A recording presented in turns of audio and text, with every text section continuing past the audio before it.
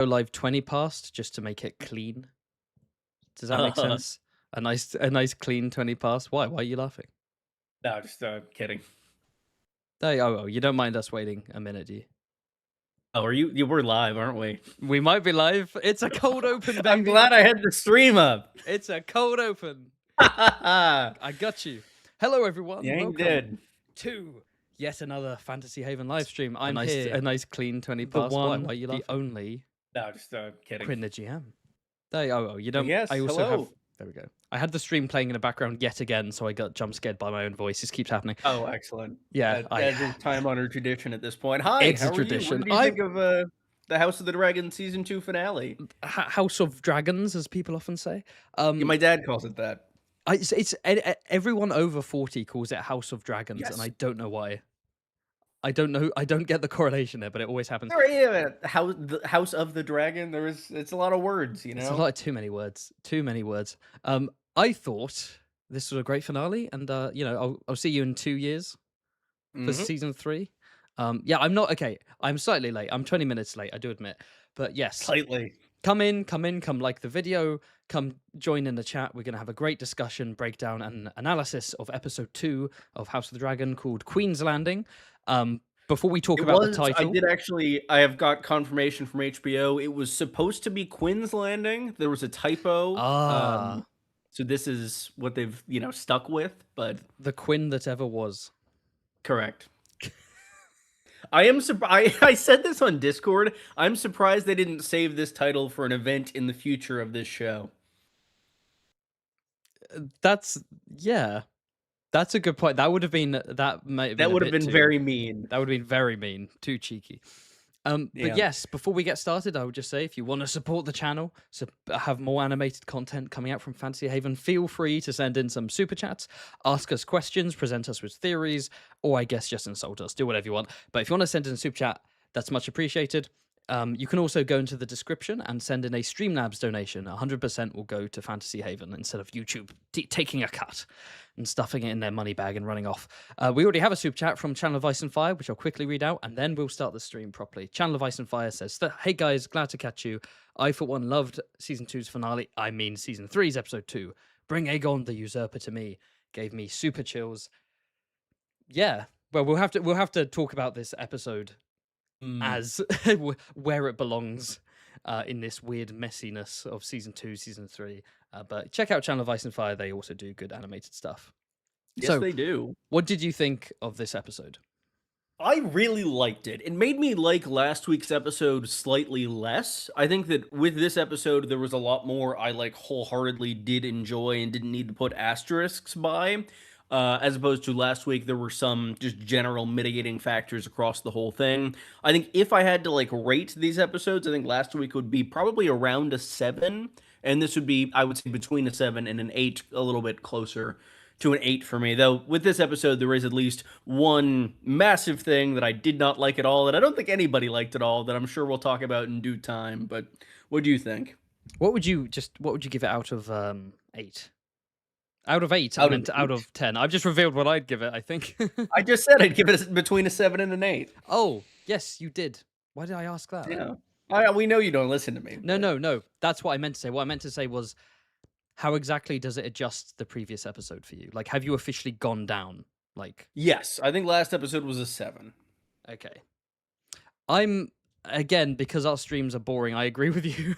For me, last episode 7, this episode is an 8. I thought this was full of great set pieces and moments, some fantastic acting, emotionally resonant beats, great payoffs to basically a bunch of season 2 arcs. My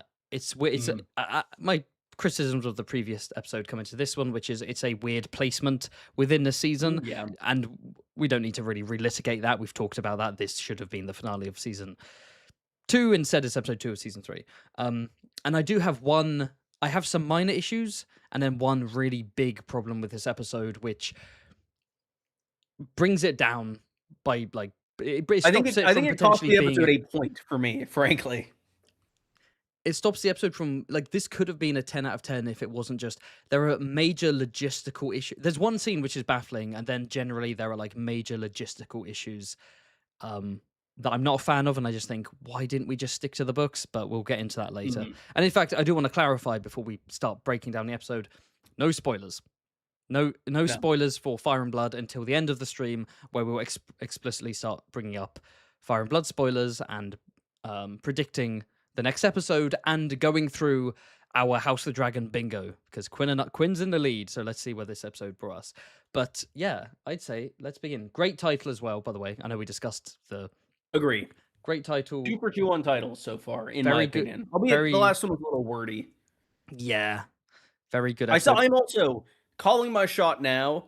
Title of the next episode, I'm going to guess, is Rhaenyra Triumphant. But, yeah. Yes, but named after the chapter, right?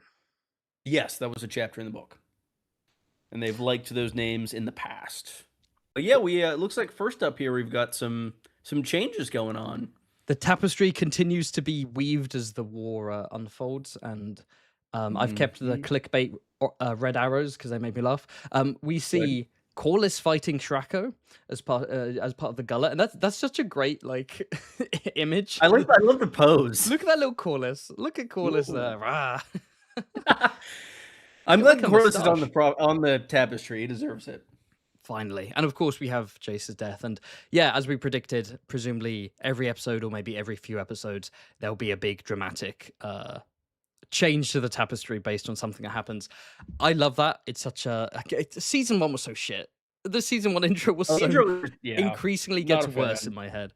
All right, big dog, let's move on to the next slide. Oh wait, no, go. In fairness, I did learn about these changes on Twitter. I am a chronic intro skipper. I hate that. I hate that about I did not see this until we only have so much life to live. I'm not going to waste it on watching an intro 20 times. But it's the music. Music's great. I was going to say, one thing I also wanted to say at the top, my favorite characters this episode were Ramin Djawadi and Caraxes. Oh, we'll get to Caraxes, don't you worry. Yeah. We'll get to the goodest of boys. But the episode starts with Jacaerys' corpse being carried back to Dragonstone. I get it's different from the books. In the books, I think his body does just vanish beneath the waves, but somehow he was dragged out of the sea. The kind of, I guess they got some chains. They got some Game of Thrones chains to pull him out of the sea. But he's he's carried into Dragonstone, and we have what I think is just an incredible scene of Rhaenyra seeing her second dead son and breaking down. And yeah, this is a remarkable moment. I think it's brilliantly written and performed. You can go cheesy and melodramatic with grief scenes, and for me, this was perfect. There was no melodrama. There was no cheesy writing. There was no music tugging at our heartstrings. Like, the music cuts out, and we just let the scene play. Rhaenyra she's just in denial to begin with. I love that she's talking to him as if he's alive or as if he's asleep, which is such a realistic portrayal of grief.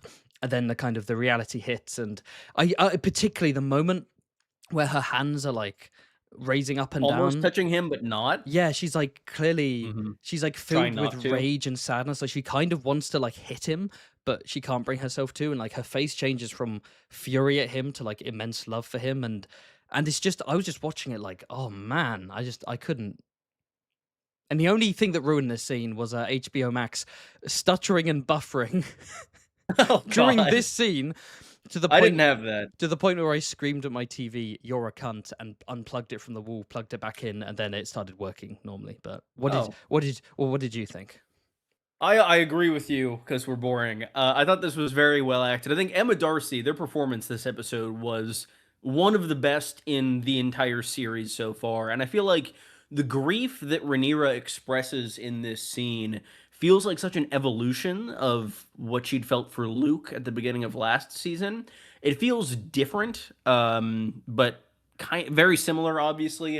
And I do feel like there's like a physicality to her acting, not just in this scene, their acting, where throughout the entire episode, they are performing Rhaenyra as though she's someone who is like kind of walking like a wounded animal almost. You can see that there's just pain in everything throughout this entire performance, and it's really, really good, and I love it.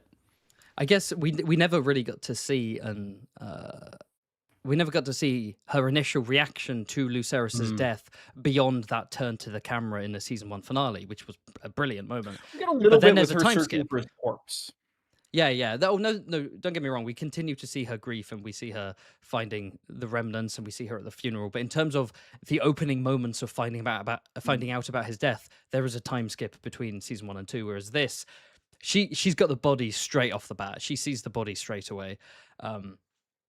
Yeah, and it is interesting. And I do like how they're able to show her, because it has to be really hard writing these kinds of scenes and performing them, and to give us two different vibes.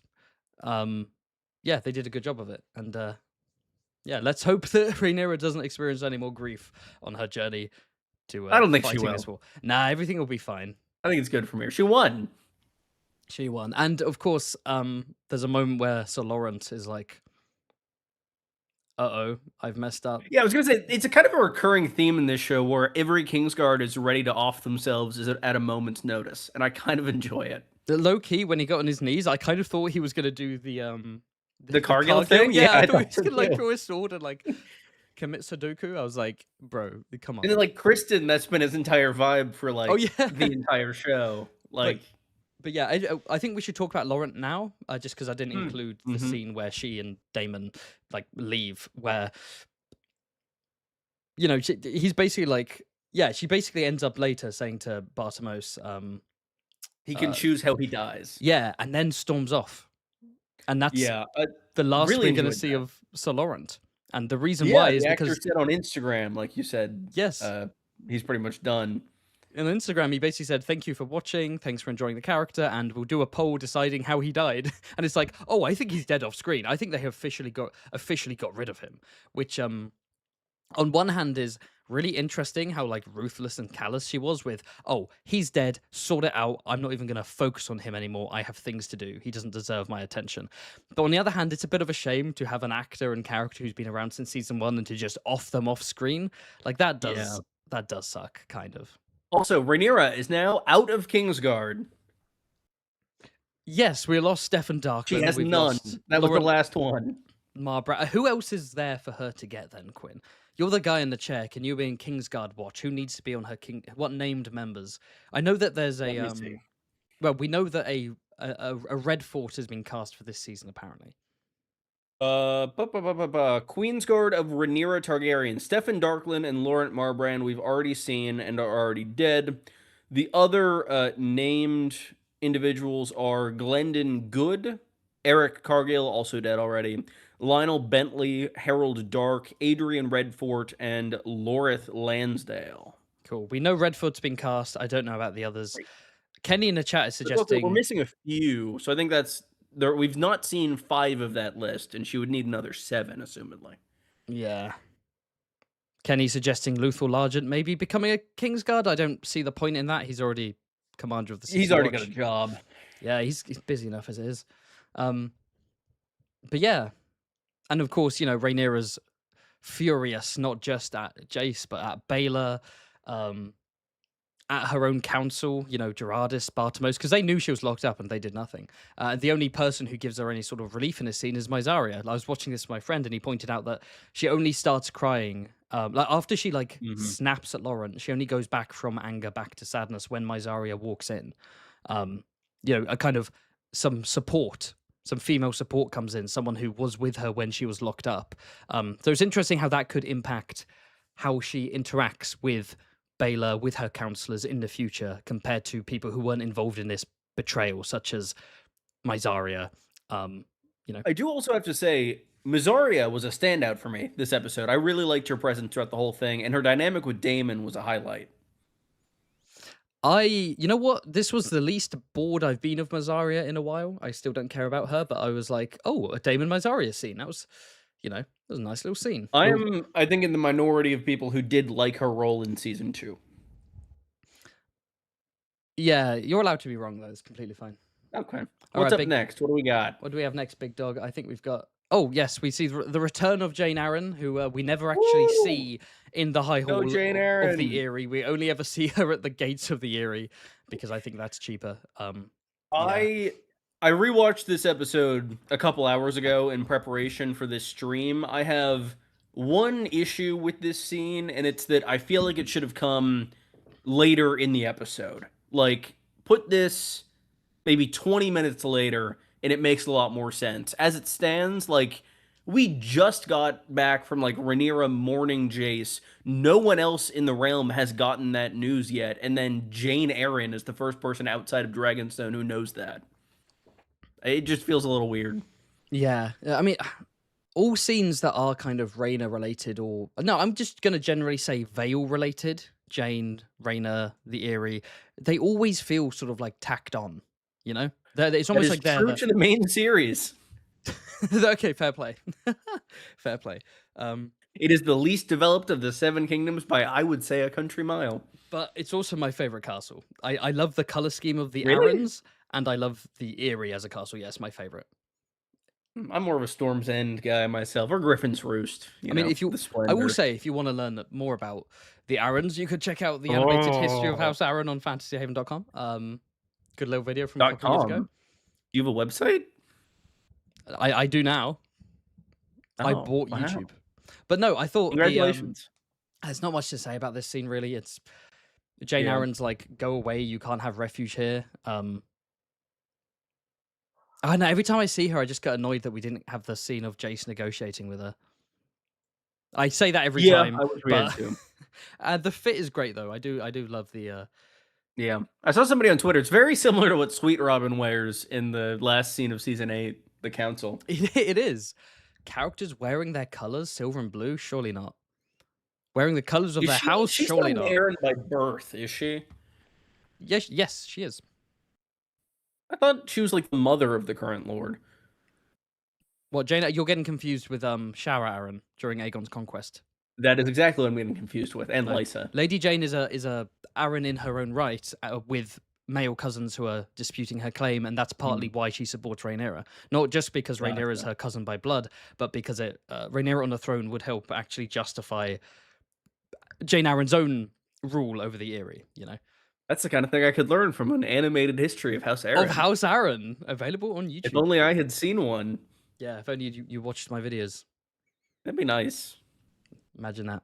But yes, we got to say more about this scene. I didn't dislike this scene other than that slight logistical, wrinkle. And where do we think this is going? Where do we think this is going?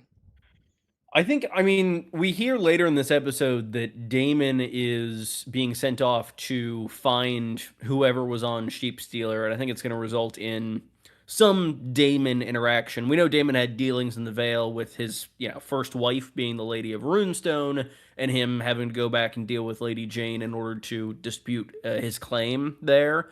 So I do think it'll be interesting to see the dynamic there, and the dynamic between Daemon and his daughter, who now has a dragon. Yeah, we'll have to. We're definitely going to see some Daemon Rhaena scenes this season, and because Rhaena's replacing Nettles, and they're already seeding in early reasons for Rhaenyra to be pissed off with Rhaena. Like, there's clearly tensions to come. But yeah, spoilers. No spoilers. I'm just saying that all the character drama exists, conflict exists, between all kinds of people. Jane Arryn just feels like she's being wasted. Like, the actress is being wasted, the character's being wasted. I agree. I liked her more here than I did in season 2. It felt very logical to the character. Like, yeah, that's what a lord's gonna do in this situation, as opposed to season 2. She did pretty much nothing. I do like the actress, but I do have to bring up her accent, Quinn. I know you love it when I bring up. Oh, Christ. No, I'm gonna go on my phone. It's very clearly not a native English speaker. I think the actress is not a native English speaker. She's got a bit of a Nikolai Costa-Waldau thing going on, where it's a decent enough accent, but if you are English, you can tell she's not native English. Like, if I had to guess, I'd say Scandi, Northern European in some way. But people in the chat could look that up, I guess. But yeah, in the words of Tyrion Lannister, long neck. Very long neck. You have one. That is a long neck. That is a tall woman. That is a scary tall woman, but like in a good way. All right, we want to do the next slide? Let's go to the next slide. Got nothing else to add. It's just oh my Yep. god. Holy shit. Pog. We've got a song. We did get a song. How does We got the another song, which I rank for love. you? Let's say we have 3 songs. We have Three Finger Alice, we have the Blackfire song, and now we have Fish Feed song. Listen This for me is in last order. place Tier for list. me personally, but I didn't think it was bad. People are telling me Jane Aaron is Dornish. Dornish? Dornish? It's Danish. They're saying the actress is Danish. Oh, I said okay. Northern European. You're welcome. Yeah, I agree. It's not as funny as a Blackfire song, and it's not as memorable as Three Finger Alice. Like I can't even remember the tune of Fish Feed. Three Finger Alice still in my head. Da da da da da da da da da da da. It's like da da da da da da da da da da. You know? I feel like I butchered that, but never mind. Yeah. Jason with 3 fingers, lying in his ass. Sorry, go on. I enjoyed that we got like the name Fish Feed, which is what the battle comes to be known as, and then like Simon drops the actual name of the battle, which is the Lake Shore, which is pretty cool. Yeah, again, we do need to address the lion in the room, which is that Fish Feed is not happening. The Fish Feed happened off screen. Fish Feed already happened. I think the implication was that the death of Jason and that battle last episode was meant to be the battle before the Fish Feed, because they're specifically mentioning Battle by Lake Shore. They mention the army fleeing to the God's Eye. So I think in between episode 1 and this one was the Fish Feed. I don't think episode 1 was Fish Feed, if that makes sense. Yeah. So I agree. I will say, of all the creative ways to get around the budget and have a battle happen off screen, Burning Mill and Red Fork, we had the aftermath. For this one, they're singing about it post-battle. It's still a shame. I would have liked to have seen it, obviously. But if you're going to... Because you only watch the show for the battles. Of course, I don't care about the character arcs. All the people the talking, skip. Oh, boring. I just want to see people stab each other. But yeah, people in the chat are bringing up something interesting that is the only Jefferson Hall this episode. What do we think about Thailand? Well, I think it would be absurd if 2 separate major characters in plate armor fell into the drink and got washed up on shore. That would be. I don't disagree with that. That would annoy me somewhat. That would suspend my. Don't think I'd be able to suspend my disbelief. But also, it would annoy me to lose his future role, which I won't spoil. I know. So I hope we see more. It's kind of a catch-22. Yeah. But anyway, that is a great prosthetic. Like, oh yeah, that's wonderful. But yeah, the song was cool. I really love the dynamic too. Like, it just seemed like such a fun camp atmosphere, and like Damon enjoying himself so much. It really shows like how far he's come from last season. And again, it would have been a great ending for because like he could have been this arc of the Rivermen hating him, and then end the season with them like singing together after a battle. I have a couple of criticisms, right? So sure. one is earlier on in the season, we actively saw a bunch of River Lords, and they've all kind of disappeared. I kind of want to know where they are.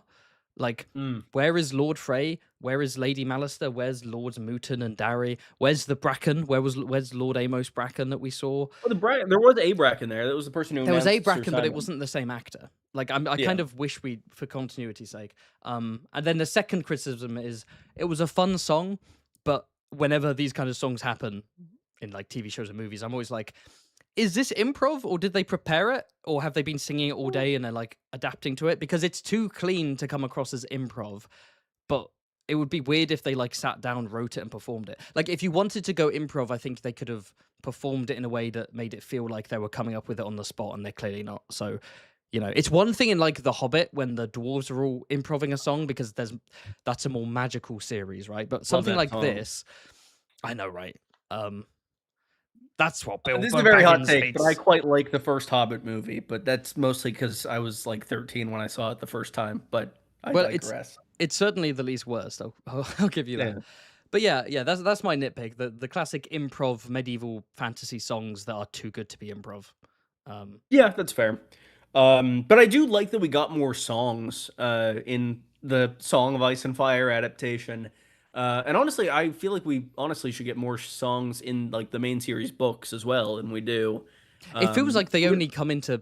It's only like the third book on where like Yes. And Suddenly, pretty much, honestly, it's more the third book than anything else. We get Mance singing, we get the Bear and the Maiden Fair a bunch, we get the Reigns of Castamere, and then, like, in Feast and Dance, we don't really get any songs. you get bombarded with songs in the in the third book, and then boom. A bit like this is And one it's of my favorite gone. facts about the books is that the first two books, George uses the word ass to describe Mm. butts, and then the third book onward he changes it to arse. Just throwing that out there. Yeah. I remember it, but yeah, there's a fun factoid that no one cares about. Also, I just want to shout out because we've got a couple YouTubers in the chat. We've also got Michael Talks About Yeah, Stuff. Michael talks about stuff. Good to see you. Feel free to check out his channel. He's got some good stuff there. My brother went viral as fuck during Duncan Egg. Holy shit. That one video Oh, yeah. made me jealous. And of course, I do believe we played Jeopardy with Michael on We Glidus's did. I was channel. just thinking about that. So, what a great video. Yeah. Also, I have to shout out a line I loved in this scene, which was the I forget exactly what it was. Whatever Simon says when he gets there, like the merriment and men and sweet meats or something. Yeah, and he which he of said, those attracted you to our encampment? yeah. I think he said, does he say virile young men? I think that's the phrase. Yes, it was Viral Young I Men. I knew my gaydar was accurate when it came to Simon. I always call him the gay Yeah. uncle of Harrenhal.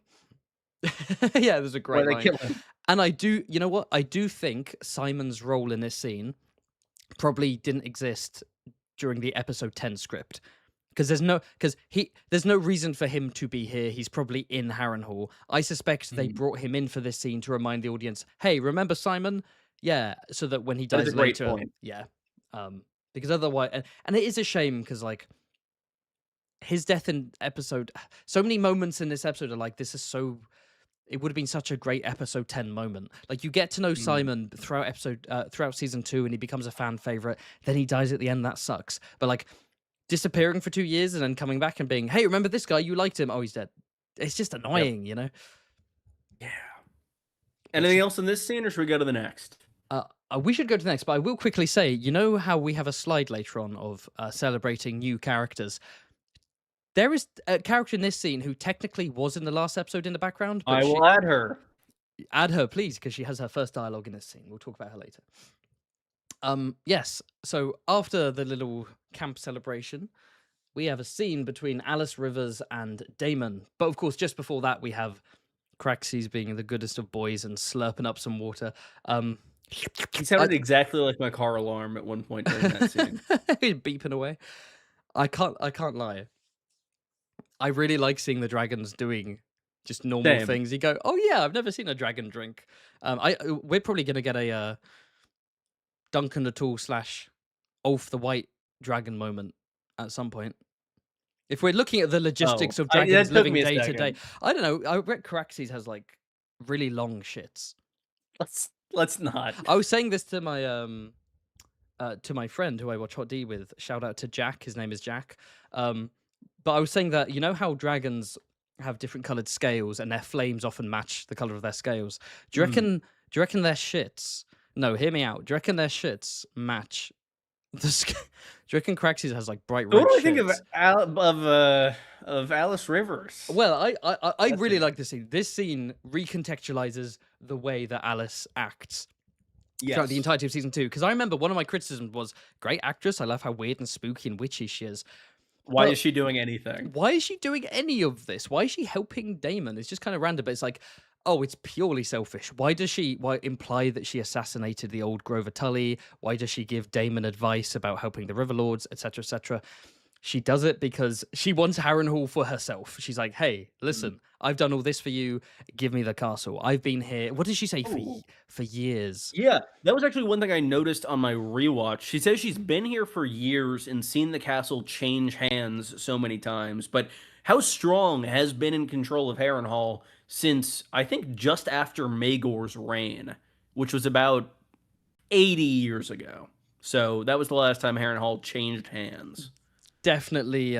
Well, to be fair, she could mean changed hands as like from the Lord, Lionel to the individual Laris. Lord, not necessarily the houses. But my read was more like actual like ownership between houses. well, I think it's deliberately ambiguous, isn't it? Like they're teasing the fact that there A might be a little bit of Melisandre action there. Melisandre situation, 100%, and I really like that. I kind of don't even want them to fully confirm it. I want it to be up in the They air. better not. I really hope they don't. It's like, is she in her 30s or If is she if it 100? turns You know out what I mean? she's old, people are gonna immediately assume she's Melisandre, and I don't want that. Oh, or Quaithe. What if she's a green man, like glamoured? Maybe she's time traveling. As soon as I said that, Michael said it in the chat. That's really funny. Holy shit! I agree, Michael. Child of the Forest. That seems to be a recent shitpost. Shitpost. More schizo theory coming up nowadays in the community. It's like characters secretly being green men / children of the forest. I'm seeing a resurgence in that. Other than like what's his name from the main series, Howland Reed. Shadow Howland. Oh, is he a child of the forest? Maybe I heard that like he'd married a child of the forest or something. I don't know, because his kids are green seers. That's true. CIA agent in the chat says she's Alice with 3 fingers. Holy shit. Can you imagine the songs named after her? What is happening this season between Alice and Aemon that leads to that song? We'll have to find out. Alice with 3 fingers, a copper in a glass. Had 2 fingers less than most. She shoved them up. It should be fewer. 2 fingers fewer than most. So I'm just throwing. I know. Come on, Stannis. But yes, and then Daemon, of course, turns her down. Just the way how dismissive he is with her is so funny. He just laughs at her face like, "No, you're a bastard midwife. Go away." But like, yeah, again, it really feeds. That was a good line from Alice too. Do you think that's the sum of all that I am? Yeah, and it feeds into the one of the main themes of this show about the nobles playing the games of thrones and the small folk suffering, and we're seeing so much more of the perspective of the common born and the small folk and so on, and how they can put everything into helping their betters, and they don't get anything out of it. And so I think Daemon will regret that with choice. Another scene later. Interesting. It's almost a theme. Almost. No, this isn't an 8th grade book report. No themes allowed. No themes. No. All right. What do we got next? So next up, I decided to combine these 2 scenes. There's one of Baelor and Alan having a chat where, where basically the Velaryons are like mopping up the Triarchy who've like spilled out onto the land. High tide is burning, and Alan and Baelor have I believe their first interaction. Yes. Where they both talk about Corlys, what Corlys means to Baelor as a grandfather and what he means to Alan as a father. And, it reminds one of Baelor talking to Jace last season. Yes. Where Jace talks about Harwin and Laenor being his 2 fathers. And then later on... sorry, go on.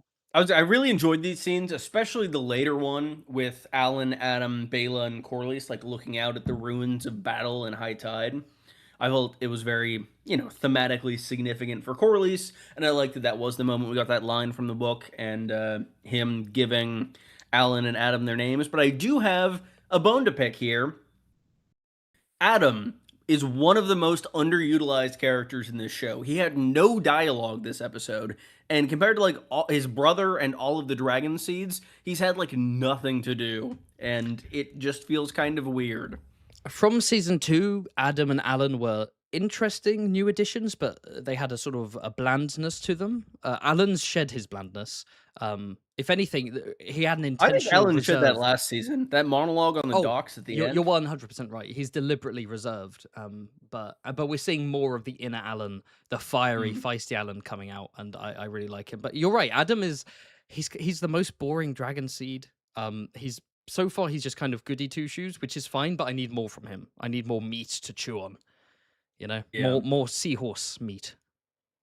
Especially like this episode, they could have so easily given him a line with Corlys there, but like he just says nothing. It's just considering they're literally discussing. Well, but basically, he's like, "Look, my castle's burnt down. All I can give you is my name." Corlys is basically implying, if not outright stating, you should be a Velaryon, both of you. But yeah, Adam should have had a moment where he said something.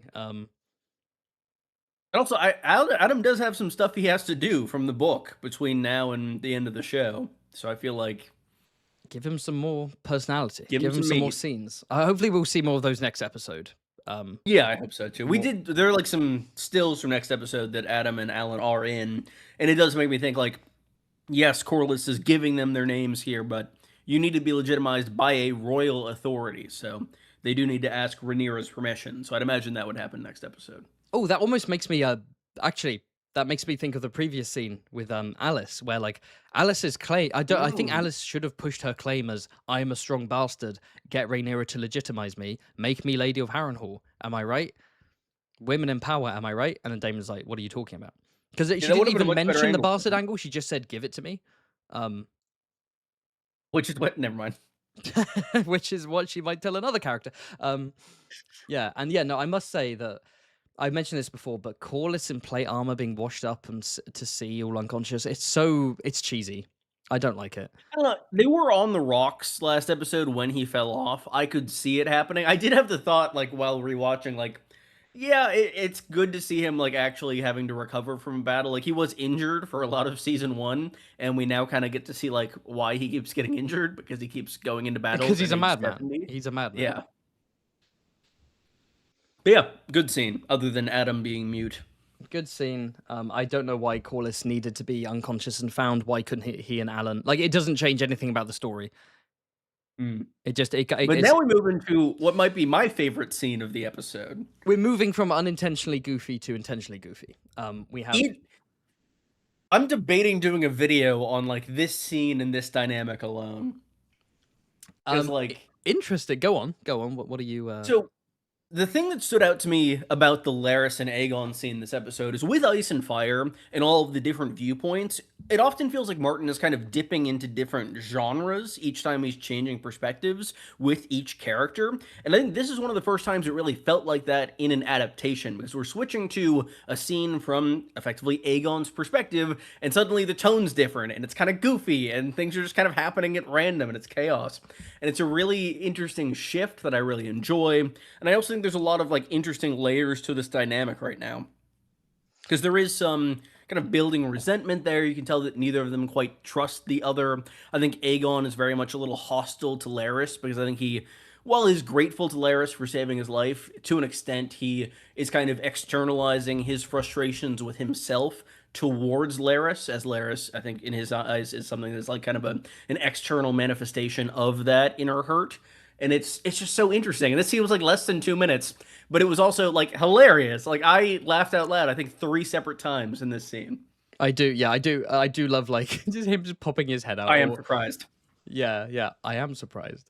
But yeah, no, it's. Have you seen that thing going Also, around? the guy who opened the door looked exactly like Dario. Well, book Dario. Well, Oh, yes, show yeah. show Dario. Not Joe Dario.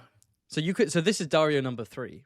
We've officially Correct. had 3. Yeah, no, I almost put a picture of that because again, it's cool to just see a Tyroshi with a dyed beard, and not only that, but he speaks in like a Tyroshi language has been created. He speaks in Tyroshi, which is really cool. But also begs the question: why do the Tyroshi in the show have English accents? Why does Shrek Aloha, the Lyseni, have an English accent? I don't. The SOC having English accents is so frustrating. But anyway, Accent Corner is for my videos, not for my live streams. I do apologize. Yeah, no, this show is quite On thin ice. I'm on thin ice. It's fine. I'll be washed up in plate armor on the rocks. But no, this a good show point. is certainly quite dour, quite self-serious, and it's been missing the Tyrion, Bronn, the kind of comedic relief that still stays within the overall tone of the show, and these scenes are kind of providing that comedic relief. Like if you told me at the start of the show, oh yeah, don't worry, we don't have Tyrion and Bronn, we don't have Mushroom, but we will have Laris and Aegon, I'd be like, what are you talking about? But yeah, no, it's there is genuine a kind of a dark yet borderline farcical humor to this. But it's and not just the humor too. Like it's also like it's so good. I love it. It is good, and it's interesting to see where they're, because again, this is not in the book, so we can kind of speculate properly. Their capture has been interrupted by Tyroshi brigands, and I do like the aftershocks of the gullet here, showing the Triarchy soldiers just kind of like the bloody mummers in the show when they break up, when they just run riot and cause havoc across the land.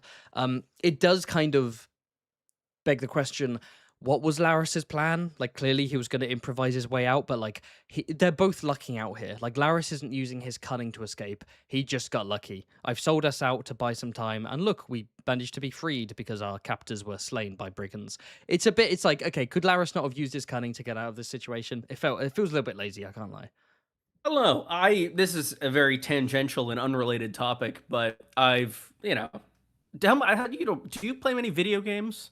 I do. I am an epic gamer.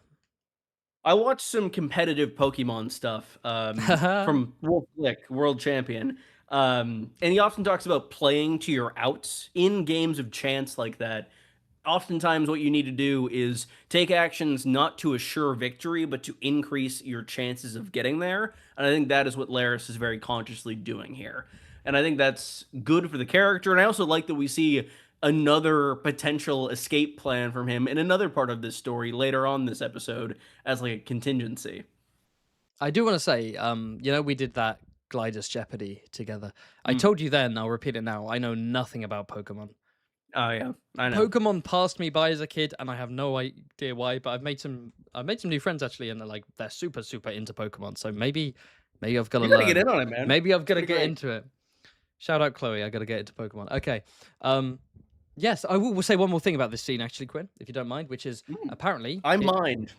Oh, I guess we'll move on. No, apparently Aegon stabbing that poor soldier to death. I was going to mention that too. Yes, Tom Glencarney, the actor, that was his idea. I really like how it seems like the actors and the directors and the writers do often work together and bounce ideas off of each other, and improv is allowed, sometimes to the detriment of the show, such as Rhaenyra snogging Mysaria, which felt very out of place and wasn't I didn't think that was up the to, detriment of the show. and they didn't have any chemistry, etc. But I guess Emma Darcy just wanted to snog someone. But in this scene, this is an example, I think, of that kind of the actor's idea coming forward and working. It's Aegon venting his frustration, his anger, enacting violence on a sort of weak, pathetic soldier who's like half conscious, not just, to get him out the way, but also to just, like I said, to vent, to explode, to get all of that pent up anger and fury and pain out. And then he staggers off with Laris. And as they say at the end of this scene, Laris is like, okay, well, let's head off to, is it Duskendale? To the port, so that they can go off to Bravos, where he's stashed a bunch of his money and they can plan for the future. Aegon goes, no, I'm going to Rook's Rest. My allies are, the Greens captured it. That's in the Groundlands. Let's go to our allies. And Laris is just like, I guess my one critique of this scene, beyond the fact that it's convenient and it's a bit too kind of, Deus Ex Machina, they escaped. My one criticism is that the scene cuts. And I had this issue with the last episode. There are some scenes that just cut like a few seconds too early. Like you just needed the camera to linger on Laris after Aegon disobeys him for just a couple more seconds, then you cut. I know that's a bit of a nitpick, but I just feel like sometimes some scenes are a bit too rushed. Also, apparently last episode, Aegon not kneeling was also improv from Tom Glencarney. So he is doing a particularly good job at that. Yeah, he's so good. They're both these are two like peak actors in this show. They're so good. But yeah, shall we move on from the Looney Tunes to Alicent?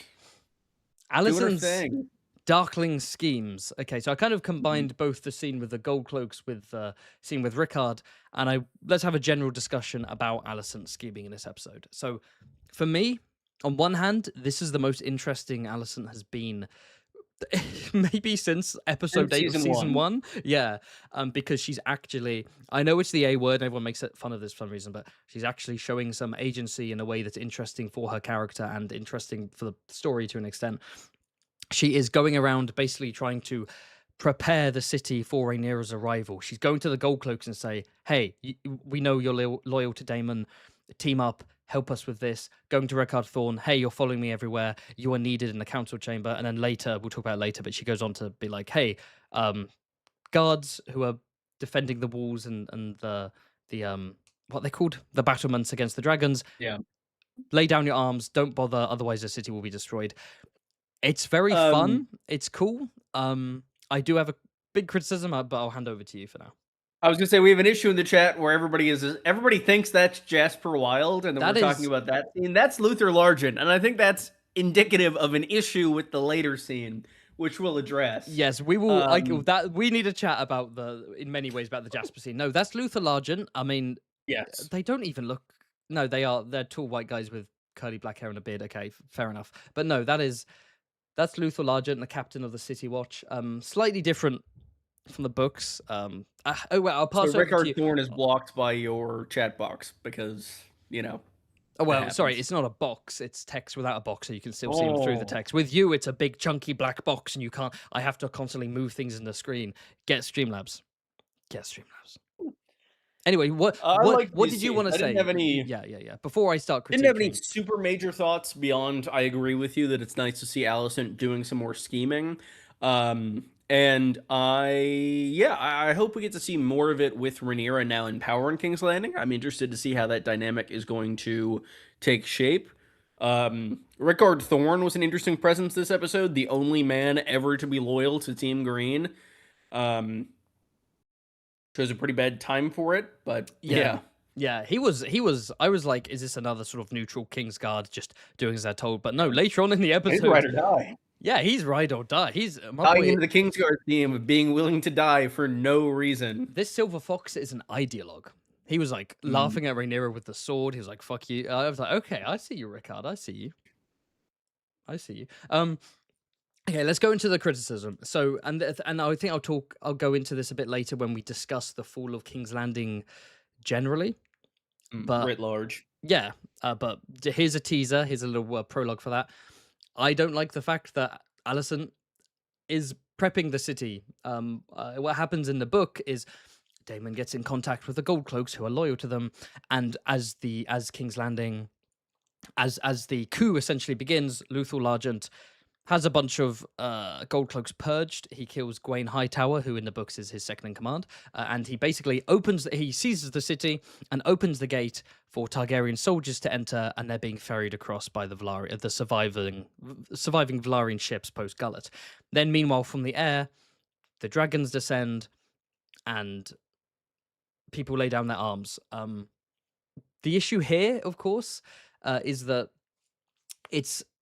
Well, again, we'll go into more detail later. I was gonna say, personally, I feel like the issue is less with Alicent making these preparations, which I think works well, and more with the actual arrival at King's Landing, and specifically the infiltration into the Red Keep. That felt a little strange. And we'll go into that later. But the problem with but they feed into each other. The idea that the Blacks almost don't seem to be in any way involved in the strategy behind taking the city. It's purely trusting Alicent's word, and it's Alicent doing the scheming from within, which makes the Blacks look less competent, and it makes Rhaenyra and Daemon come across as outright stupid.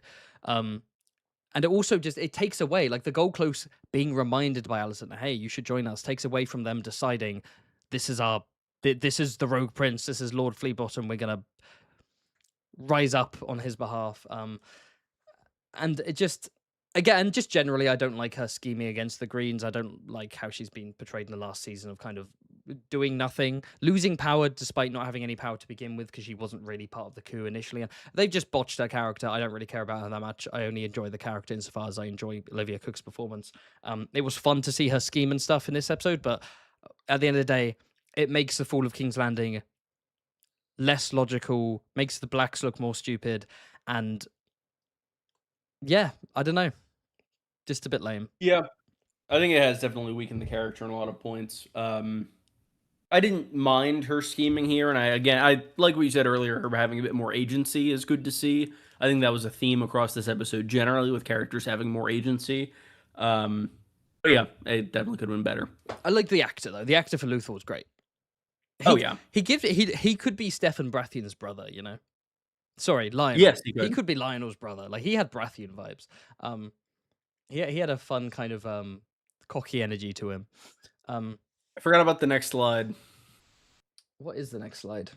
Oh, yes. Okay, here's a quick teaser of the spoilery bingo. Yeah. For those who are unfamiliar, this is maybe your first stream. Haven and I made bingo cards for the season. One of my predictions was that we would see at least 3 dicks, and I was correct. You were in one scene. You in motherfucker. One fell swoop. Did you get early access to these episodes? No. Damn it. See, in contrast, excuse me. In contrast, I've only seen one titty. I said we were going to see 3 sets of My titties. hope is that we get to 5. That would just to spite me. Yes. I mean, it's more likely that we get 2 more sets than we get 2 more sets and 1 extra individual one. Yeah. God damn it. But yeah, no, I actively rewatched this scene looking for dick. Oh, just for me? It's just for you, just to make sure your bingo was a success. I had to double check at least 5 times, and really study each of the penises. But yeah, no, definitely 3. I might have to watch again. I might watch again actually after the stream's over. But yeah, no, go. Okay. Good to double check. I was gonna say I did think it would happen all in one scene. I didn't think it would happen this early. What were you expecting? You're acting like you knew I don't that. know. You're acting like Armies or there's a something. famous dick scene from Fire and Blood or something. The armies, war. It's war. What do you They're mean dicks. it's war? Is war therefore dicks? What do you mean? Yeah. What kind of warfare are you watching? What kind of warfare are you taking part in America? God damn. Right. What got next before we get your stream demonetized? Oh, it was demonetized within 5 seconds. Dragonstone Variety Hour. We have Daemon confronting the Dragon Seeds. We have Daemon having a chat with Mysaria, and Daemon talking to Rhaenyra. One of these images is way higher quality than the others because it's an official promo picture and not a screenshot off of HBO Max. I will lead the way with Dragon Seeds, and we'll take in turn. So, Dragon Seeds, Daemon confronts Ulf and Hugh, and straight off the bat, it's interesting how much more Ulf clearly fears and respects Daemon compared to Rhaenyra. The way he treated her last season, end of last season, borderline treasonous the way he was talking to her, you know, kind of being like, best make me a knight, and kind of being disrespectful. Not the same for Daemon. Like, goes to hug him, Daemon shoots him a look, he backs off, Daemon smacks him later. Yeah, they're both basically being like, sorry, we fled Harrenhal, and then Daemon's not happy with him. And it does, on one hand, it feels a little bit like lampshading in terms of you had this plan for them to get Aemond, and now they've all flown back to Dragonstone before Aemond gets there, and you've just, that keeps Aemond alive in the story, and why have you done that? And it's, oh, you know, he didn't come in time, and, you know, we were scared, and it all feels a bit convenient. However, to give the writers the benefit of the doubt, which you should always do in art, I think, you can say that it's showcasing the danger of just grabbing lowborn, untrained, inexperienced, maybe incompetent commoners who don't have the kind of, you know, life experiences and training of nobles, and being like, you are now riding fire-breathing lizards of war, right? So you have Ulf being like, okay, no one, you know, I'm scared of this place. I'm freaked out. I don't know what to do. I'm going to leave. You have Hugh saying, we've been waiting here for 2 days.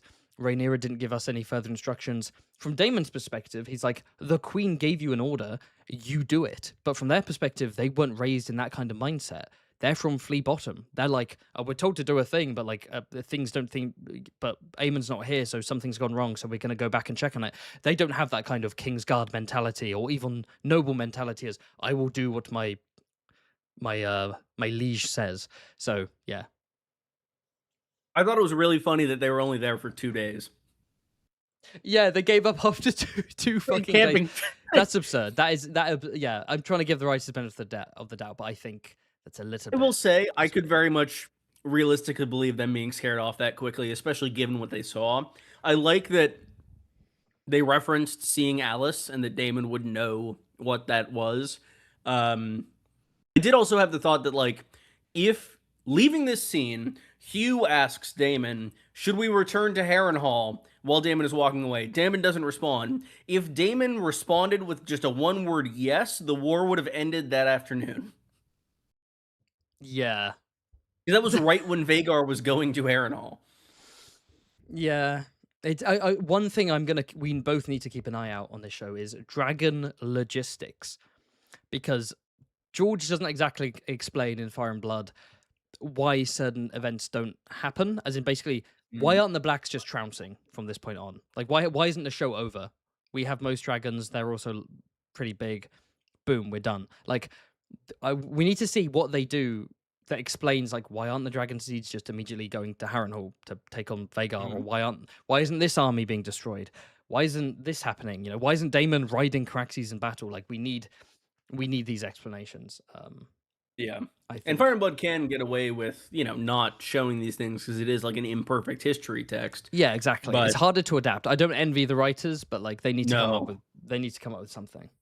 But But yeah, yeah, next scene on the board, yeah. Do you want to lead being this one? yeah, Damon talking to Massaria. I really, really enjoyed. We saw these characters reunite early season 2, putting together, blood and cheese and all of that. But to see their dynamic again in this kind of new perspective with Massaria, not as a prisoner, but as one of Rhaenyra's closest advisors, is really interesting. And I think it's really cool to see because they do have such history. And it is kind of a positive indication for Rhaenyra's camp going forward. A big issue I had with season 2 was that everyone around Rhaenyra was kind of uninteresting and bland and didn't really have any character other than being old and annoying, at least on her council. But now that we have like Daemon back on her council and Massaria and I don't know, maybe even Alicent, I think there are a lot more interesting dynamics to explore. Even though I don't necessarily think Alicent should be on that council, there are a lot of interesting relationships there that could be cool to look into. And I think this is one of them, and I'm excited to see more of it. There might be something of a beef triangle. Perhaps. I think we've got one line here. It's all feeding into And they're your bingo talking about the card. subject of the third point on that triangle. We really need to stop referencing a bingo most people haven't seen.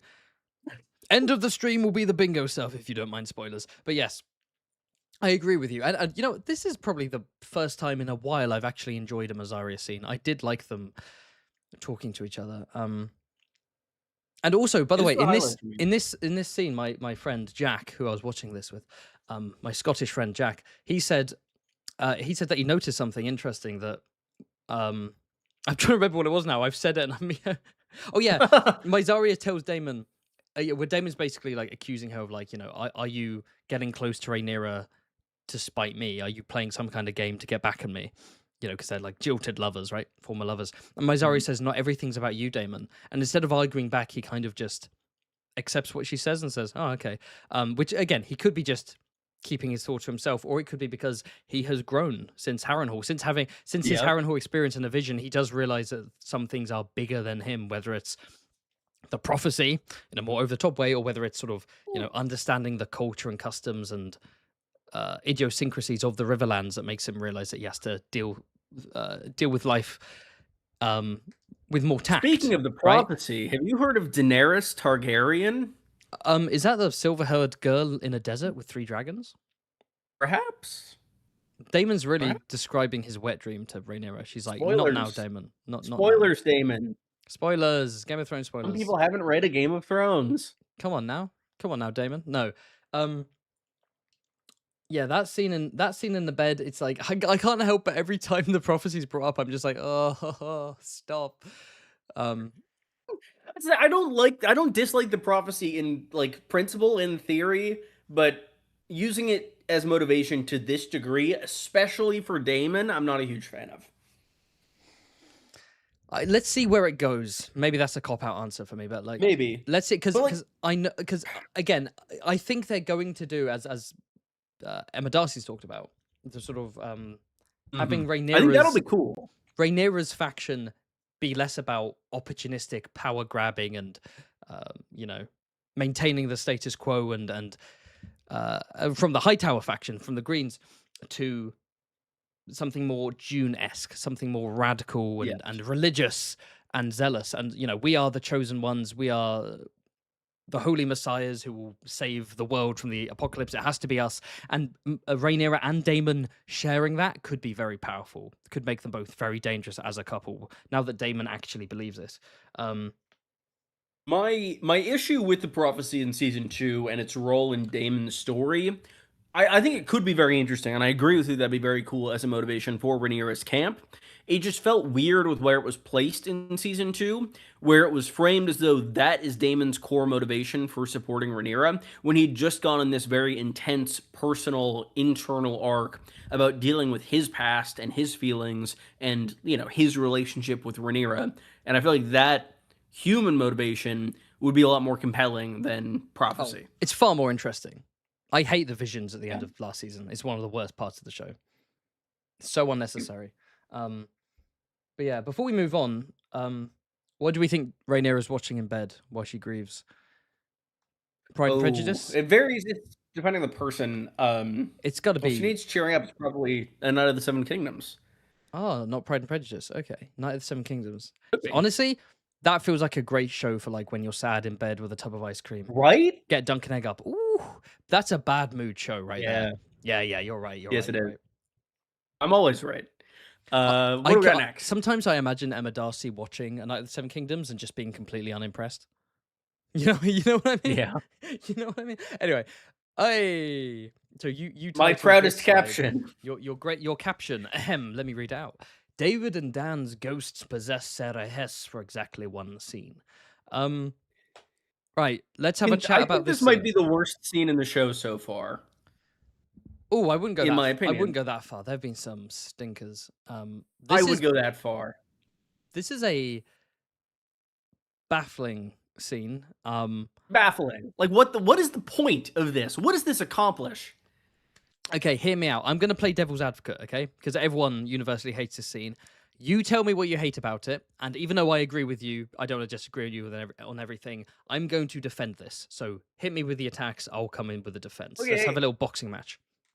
There is literally no point to it. It changes absolutely nothing in the status quo of King's Landing, and it just seems to be there for shock value, and it feels like something Game of Thrones would do.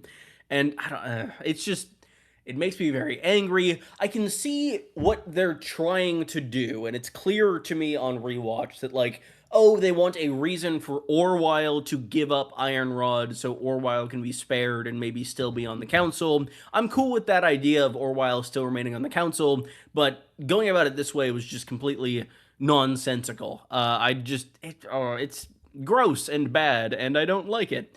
And it also just generally, I had something else I was going to say. I completely forget what it was. Damn it. I completely lost my train of thought.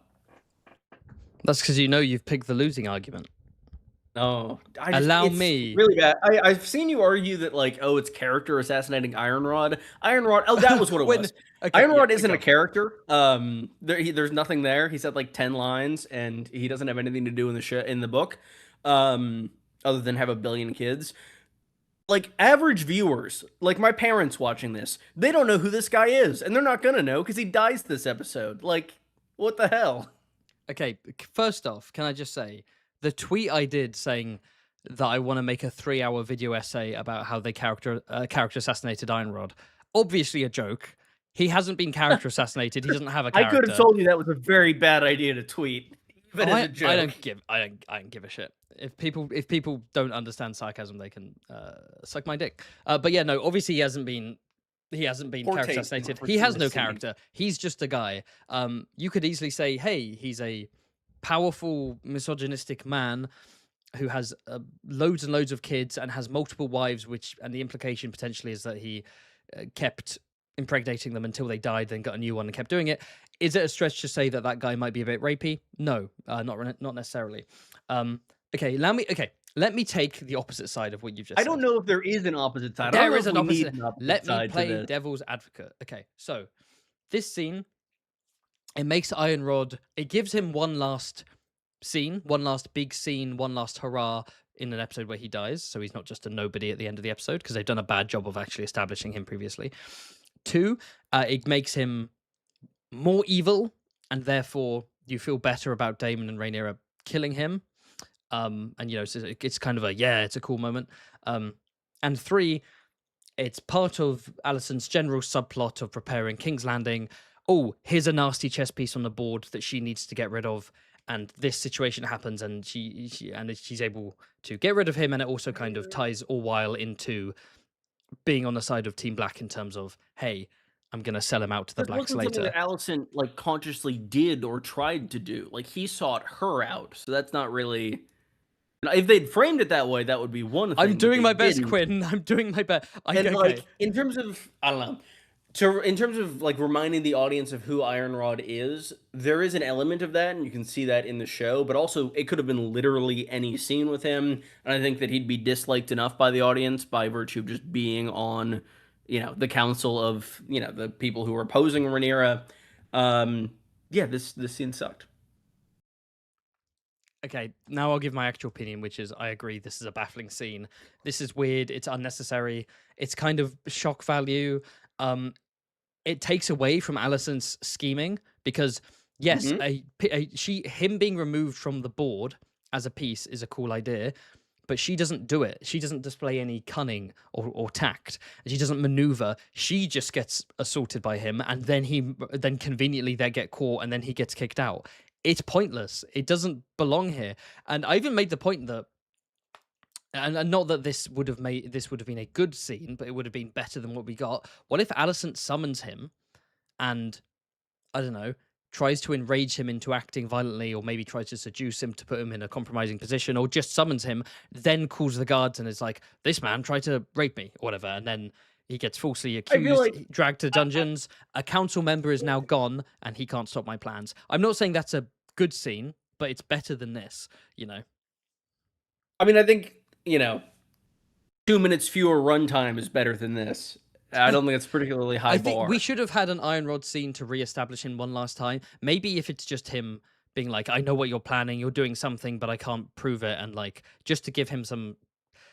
Or him you know what would make this so much, like, better potentially? Or not even better, just replacing it, would be, like, what if Iron Rod is the one who is, engineering and trying to figure out some sort of defense of the castle counter to Alicent? What if he's there Ooh, with Rickard in the throne room, he's organized these guards, he is trying to take out Daemon and Rhaenyra and actively making a stand to do this? That way he's still on the board and would be a villain for the audience to recognize and, reintroduce him for his execution this episode.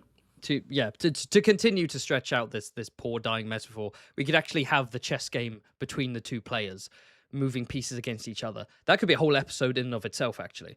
But yeah, I'd say a big problem with this scene, as I tweeted out yesterday about casual viewers watching random dark-haired man try to rape a main character and go, "Who even is this?" Homelander staring at the cinema silently, right? The issue is that the show's done a terrible job of showing off who he is, and this is an issue from season one that I've often talked about. That the show's really bad at showing off. How many times can I say the word show? At highlighting new characters and specifically secondary and tertiary characters. Like Iron Rod, he barely has an establishing shot in season one. When he does appear in episode 6 of season one, when he starts talking, the camera's focused on Rhaenyra and Alicent and their reactions, and not him. And he's not given anything to do or say that makes you go, "Oh, that's a memorable character. I'll keep an eye on him for later." He just blends into the background, and a bunch of characters do. Like, how many people think Harwin and Laris magically appeared in episode 6 of season one? They're in episode 3, 4, and 5, but they just blend into the background because yeah, it's an issue with writing and directing in season one. But Jasper didn't have much to do. He has one last hurrah. It's stupid, but I will say I liked the actor a lot, and yeah, I will. Yeah, worst scene in the show for me so far, in my opinion. Nothing I redeemable about it. I'll throw in one tiny factoid before we move on the Gross. slide, which is the actor's bald, and when he first Oh, appears, really? yeah, he's wearing a wig, and he looks badass bald. So if you're wondering why did they give him a random pube wig, in episode 6, his wig is slightly further forwards, and after the 6-year time skip in episode 8, the wig's been pushed back to show his hairline receding. No one noticed that but me because I am Iron Rod's biggest stan, the Iron Goat. I love this character. Darkling Schemes. I would He's been advise a Havenhall Discord perhaps meme averting for from that at years. this point. They character assassinated Quinn. That's not it was AI. AI There made was this no scene. character to assassinate. It was Also, AI. that doesn't crack the top 10 issues with this scene. My goat would never. He would never. Iron Goat would never. No, yeah, dumb scene. Let's move on. I would say actively harmful scene in a lot of ways. In a lot of ways, Um, I agree with you. Okay, so I want to quickly talk about this. So Rhaenyra goes to pick up a turtle or a tortoise, right? A turtle, to smack him over the head. I will say, when I was first watching this scene, I was like, I swear to God, if Alicent's killing Jasper, this scene will be so fucking stupid. But what is the sigil of House Estermont, Quinn? Estermont, turtle, but why Estermont? Where is House Estermont, Quinn? The Stormlands? Where is House Wild, Quinn? Also the Stormlands? Estermont sigil, smacking House Wild across the face. This is a spoiler for Winds of Winter. House Estermont will join the Golden Company and Aegon and will team up against House Wild in the Stormlands? I personally think, if anything, the turtle is a reference to Martin. What's the metaphor? Martin is being Oh, no, used to not no smack a rapist metaphor. I around mean, the his hat face. always has a turtle on it. They're his favorite animals. Oh They yeah, were no, the I know, but I'm inspiration just for the like, what does it theories. represent? Using something representing Martin smacking a rapist in the face. What does that represent? I mean, I thought it was more like maybe it was just like a prop that was there from some earlier season. Oh, it's definitely that. I'm completely bullshitting. I'm just wasting time with this slide. I thought it was funny. Oh. I like doing crazy theories. No, it's not House Estamont going to war with House Wild and Winds of Winter. Okay, let's move on. Oh, speaking of conspiracies. So this scene we've already talked about. Alicent scheming. She goes to the battlements. She says, "Lay down your arms," and she does give a convincing argument of like, "We have no dragons defending us. They have a fuck ton of dragons. If we shoot against them, the whole city's being burnt. Are you going to risk this? I understand why the captain asked them to stand down." Let me just talk about this motherfucker. Actually, okay, could you please move him away from the chat? Could you put him in the center of the slide, please? Oh, so wait, are you saying chat is blocking something and I wouldn't say you need to have blocking. it I would just removed? say there's an aspect of this character I specifically Well, want to if show it's not off. blocking him, then I won't. Well, I don't no, need to no, no. move I it, wouldn't say right? look. Listen. I just look. We can see him, but we need to see his eyes better. That's all I'm saying.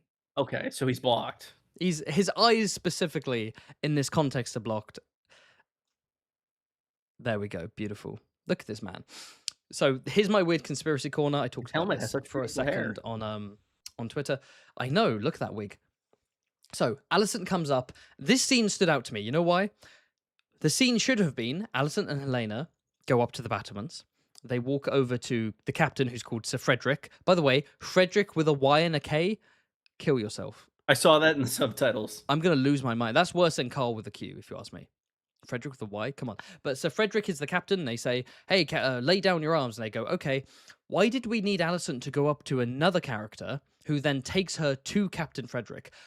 A, random side character didn't need to be in a scene. B, he's got a badass fucking voice, which is too cool for a character who only has one line of dialogue. 3, he has heterochromia that makes him stand out. The actor, Richard Pepper, has blue eyes. Fully. No heterochromia. So why would they introduce this man? Give him 2 lines of dialogue. He has presence. He has a badass voice. He has heterochromia, which they gave the actor. And there's a bit when the dragons appear.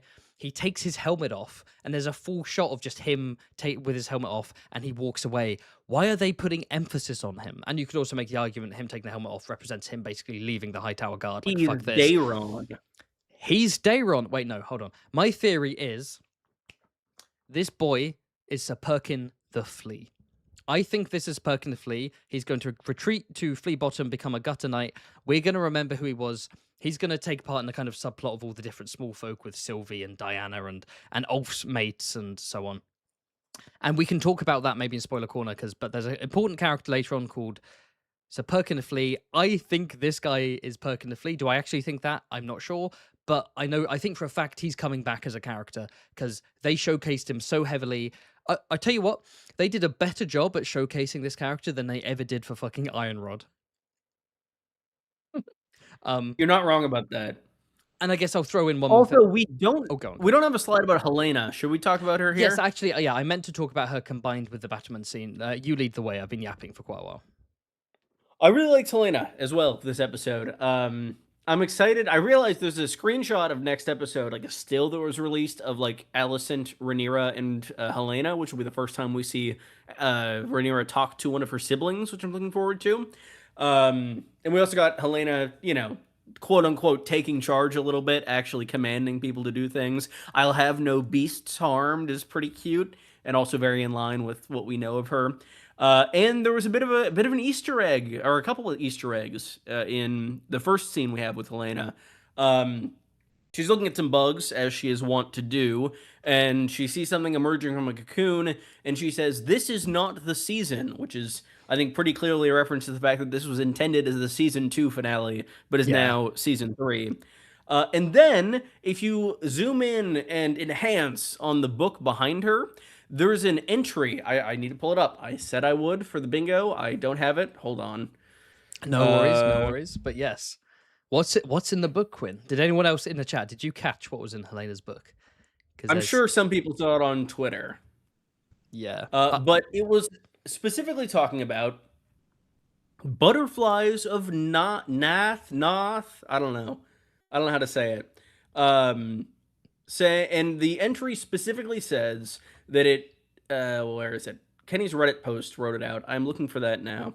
Um, Alchium of Narth, no other shade. The lines are as distinct as if drawn with a quill. They are said to cause death in people around them while living, but so far I remain alive. That makes this butterfly a toxic butterfly, which is the name of the blog post Beware the Butterflies that Martin very famously did his anti House of the Dragon blog post. So I think this was a pretty clear jab at Martin from Condal, and I thought it was pretty clever and pretty funny, and actually kind of in good taste compared to how toxic other elements of that dispute had been. Yeah, it's not like a nasty. It's very joke. subtle, and I really like it. It's not a nasty joke at all. It's kind of like you said, a jab. Status quo post is correct in the chat saying Davos genocide mentioned. Yeah, in the show, the butterflies of Nath were never mentioned, so it's unclear if Nath was like poisonous and would have killed all of the Unsullied, but now that they're canon, all of the Unsullied are dead.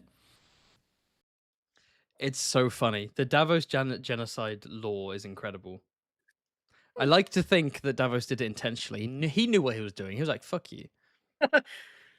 These guys suck. Let's, yeah.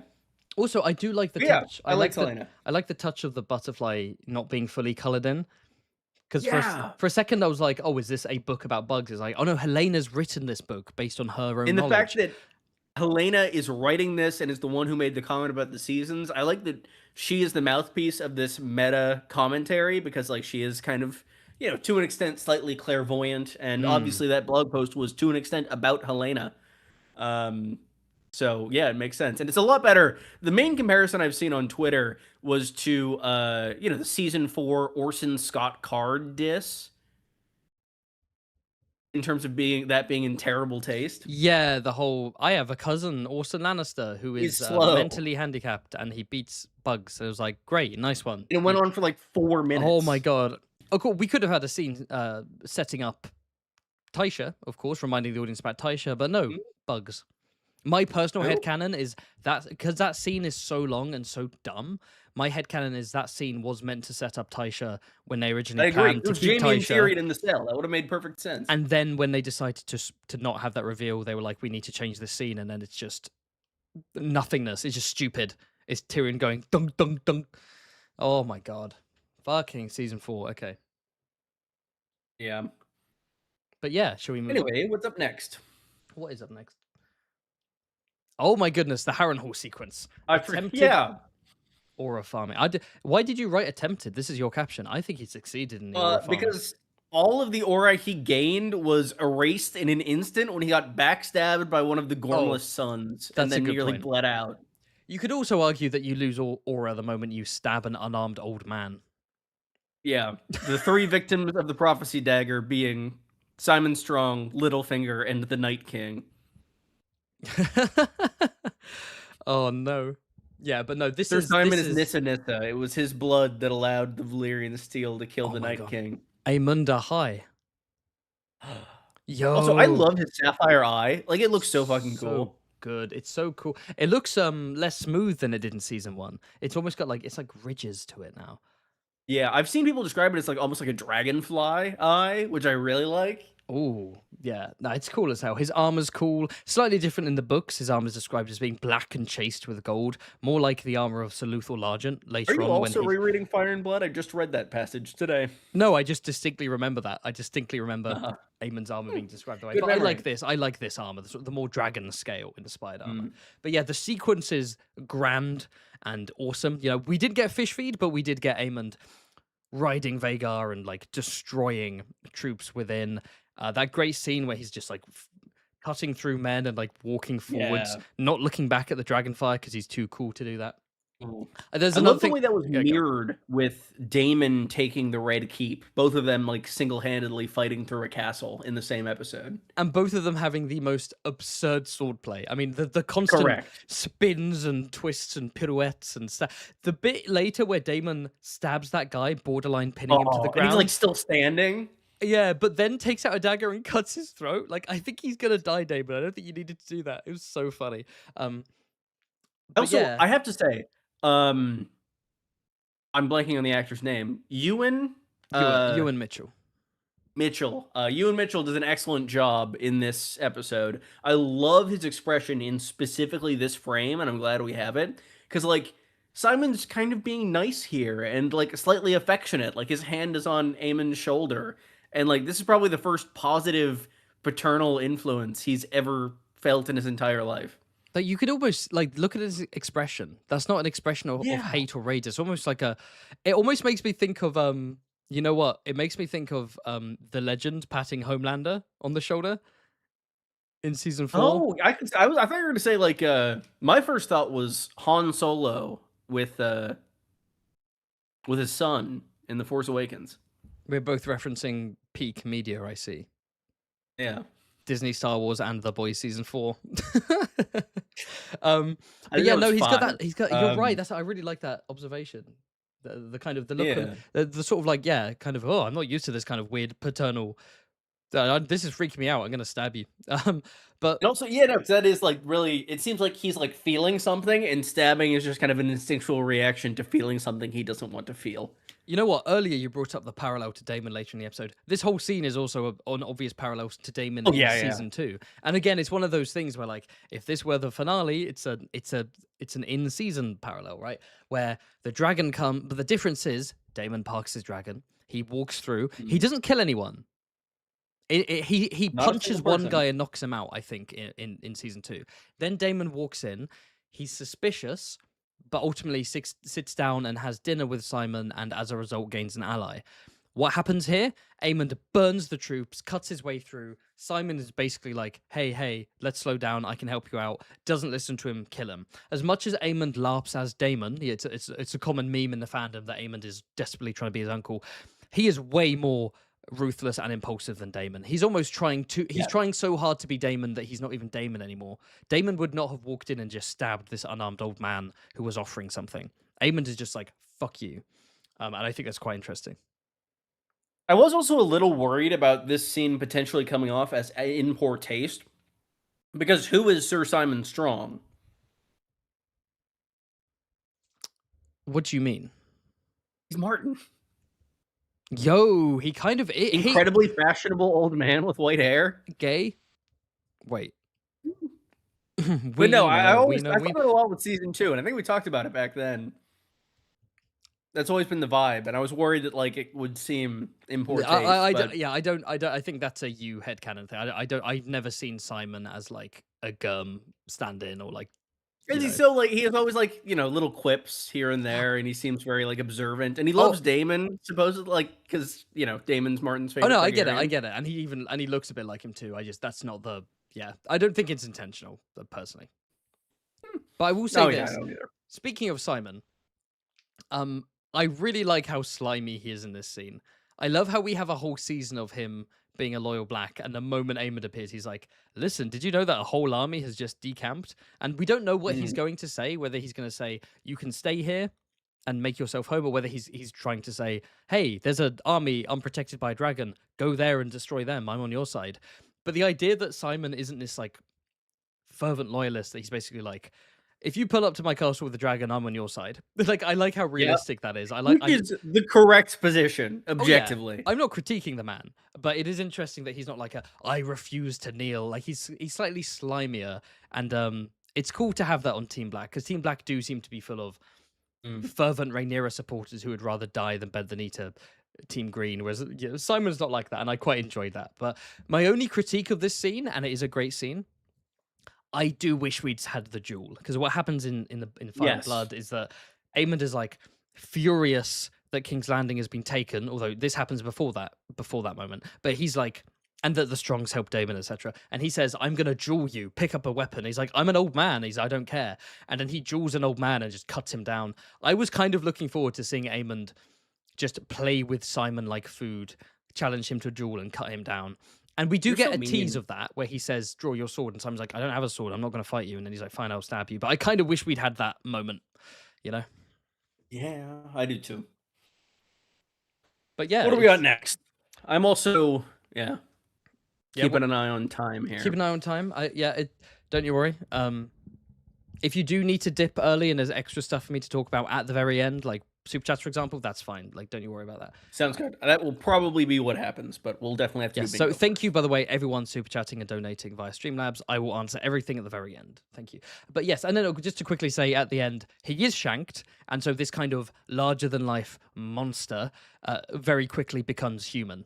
He's not infallible. He's I not love the way immortal. it's framed too. Like the blood just like kind of drops. It looks like he like shat blood for a Yeah, second. he's like, oh shit, and he immediately collapses and starts begging Collapses. for Alice to help Which I him. So really like. It's an interesting dynamic to the relationship, like between Alice and Eamon, and I think it is a little different than the books, and I'm excited to see how that goes.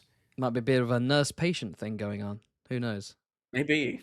But yes, we're so back. The fall of King's Landing. I kind of brought it up earlier talking about Alicent, but I fundamentally think the fall is stupid and it's worse than it was in the books. I won't relitigate too much, but essentially, Alicent's doing everything. They don't know what Alicent's doing. She just said, "I will prepare the Red Keep for you for your arrival." She could be lying, even if she's not lying.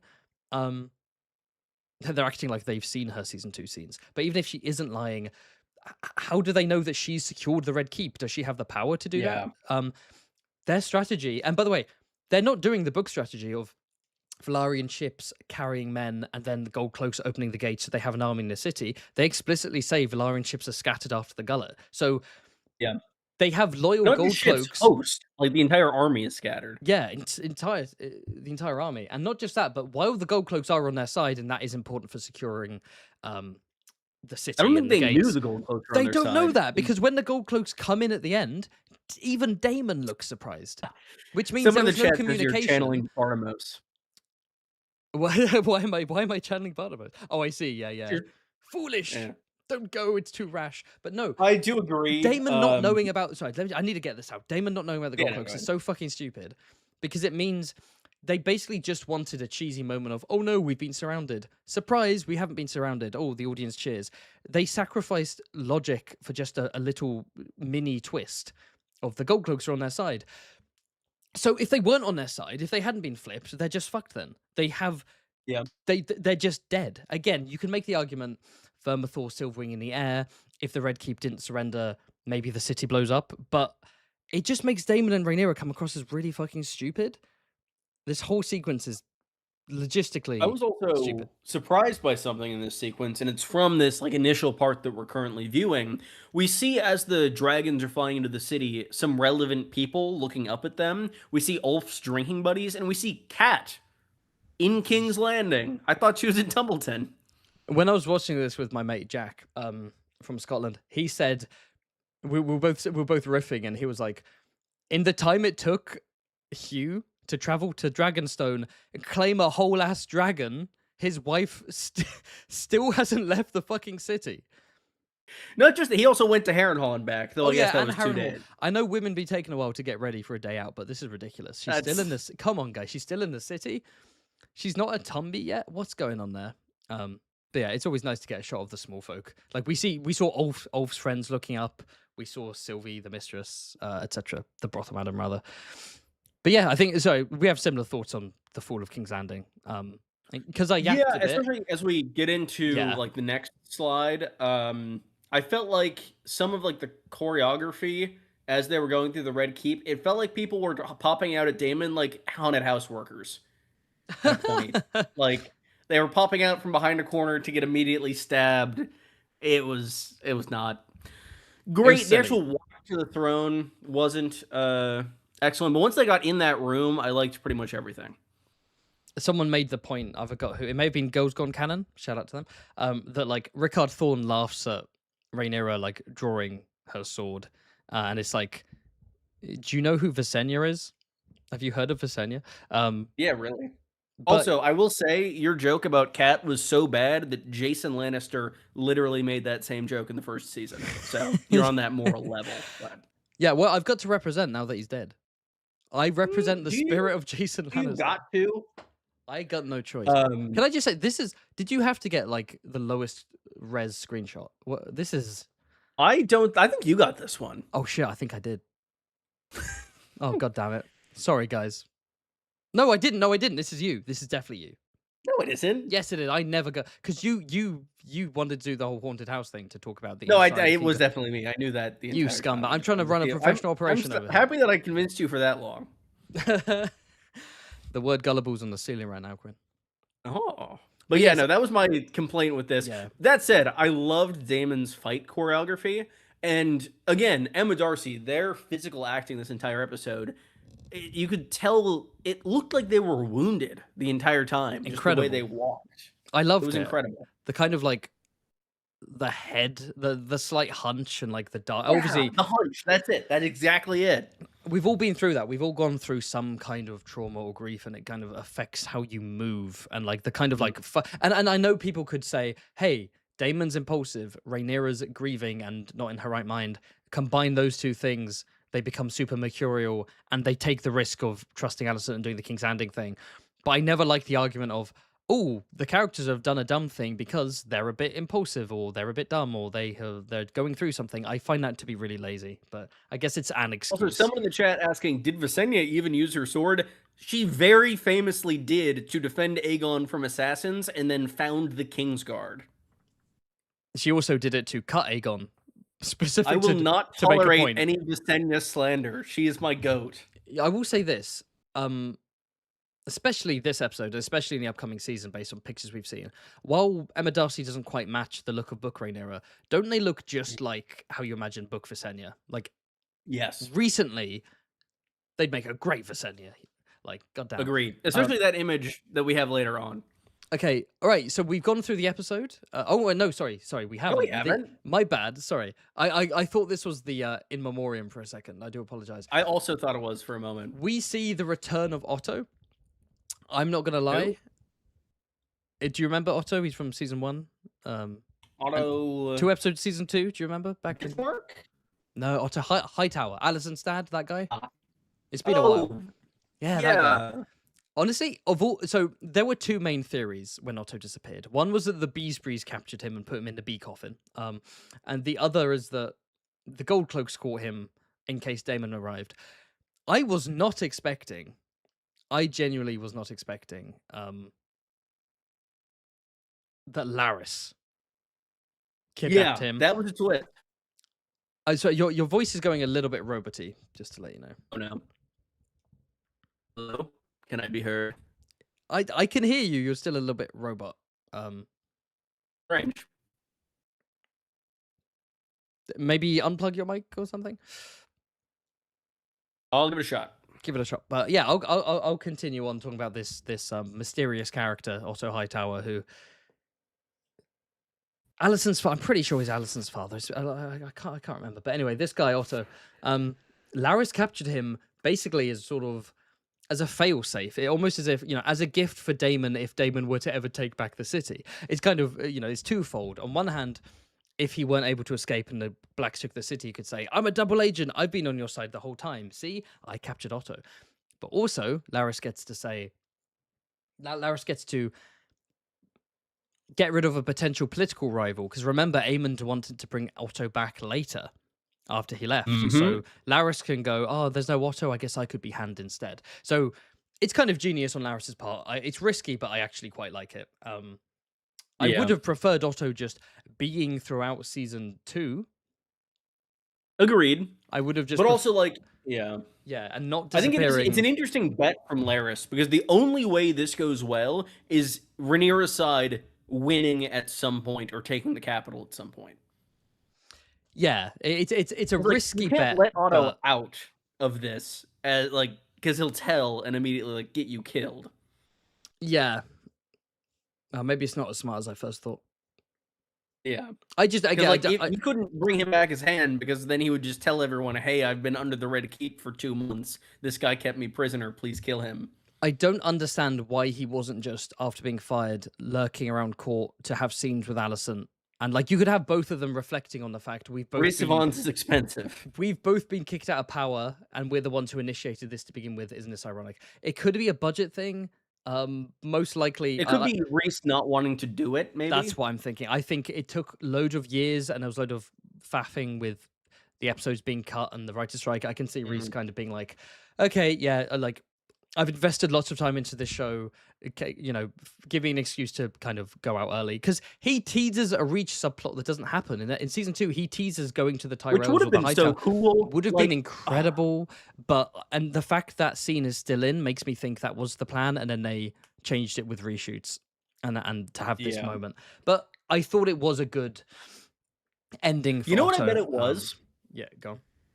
I think when season 2, oh, I dropped my pen. I think when season 2 was 10 episodes and it was supposed to be one big thing, I bet Dayron was introduced late season 2, and I think that Otto might have been our introduction to that plot line. We would have arrived with Otto, and he would have been a part of that camp.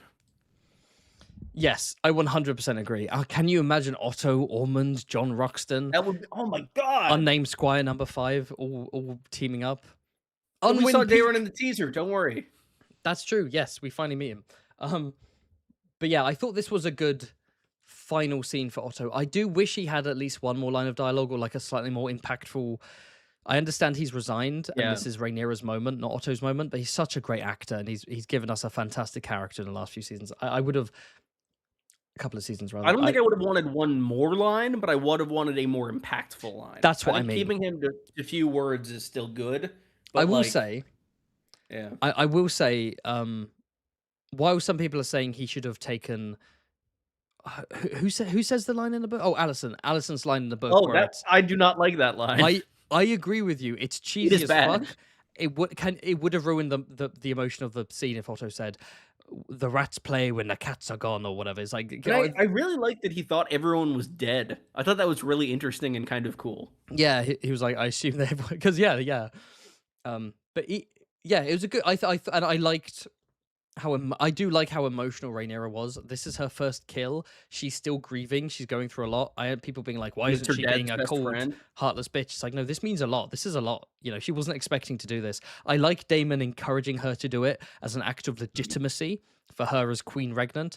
I like that she fucking missed the reality of her missing, although she does have Dark Sisters, so that first cut should have gone a bit deeper, realistically. But and then the second cut, both shoulder blades. I think it getting stopped makes sense.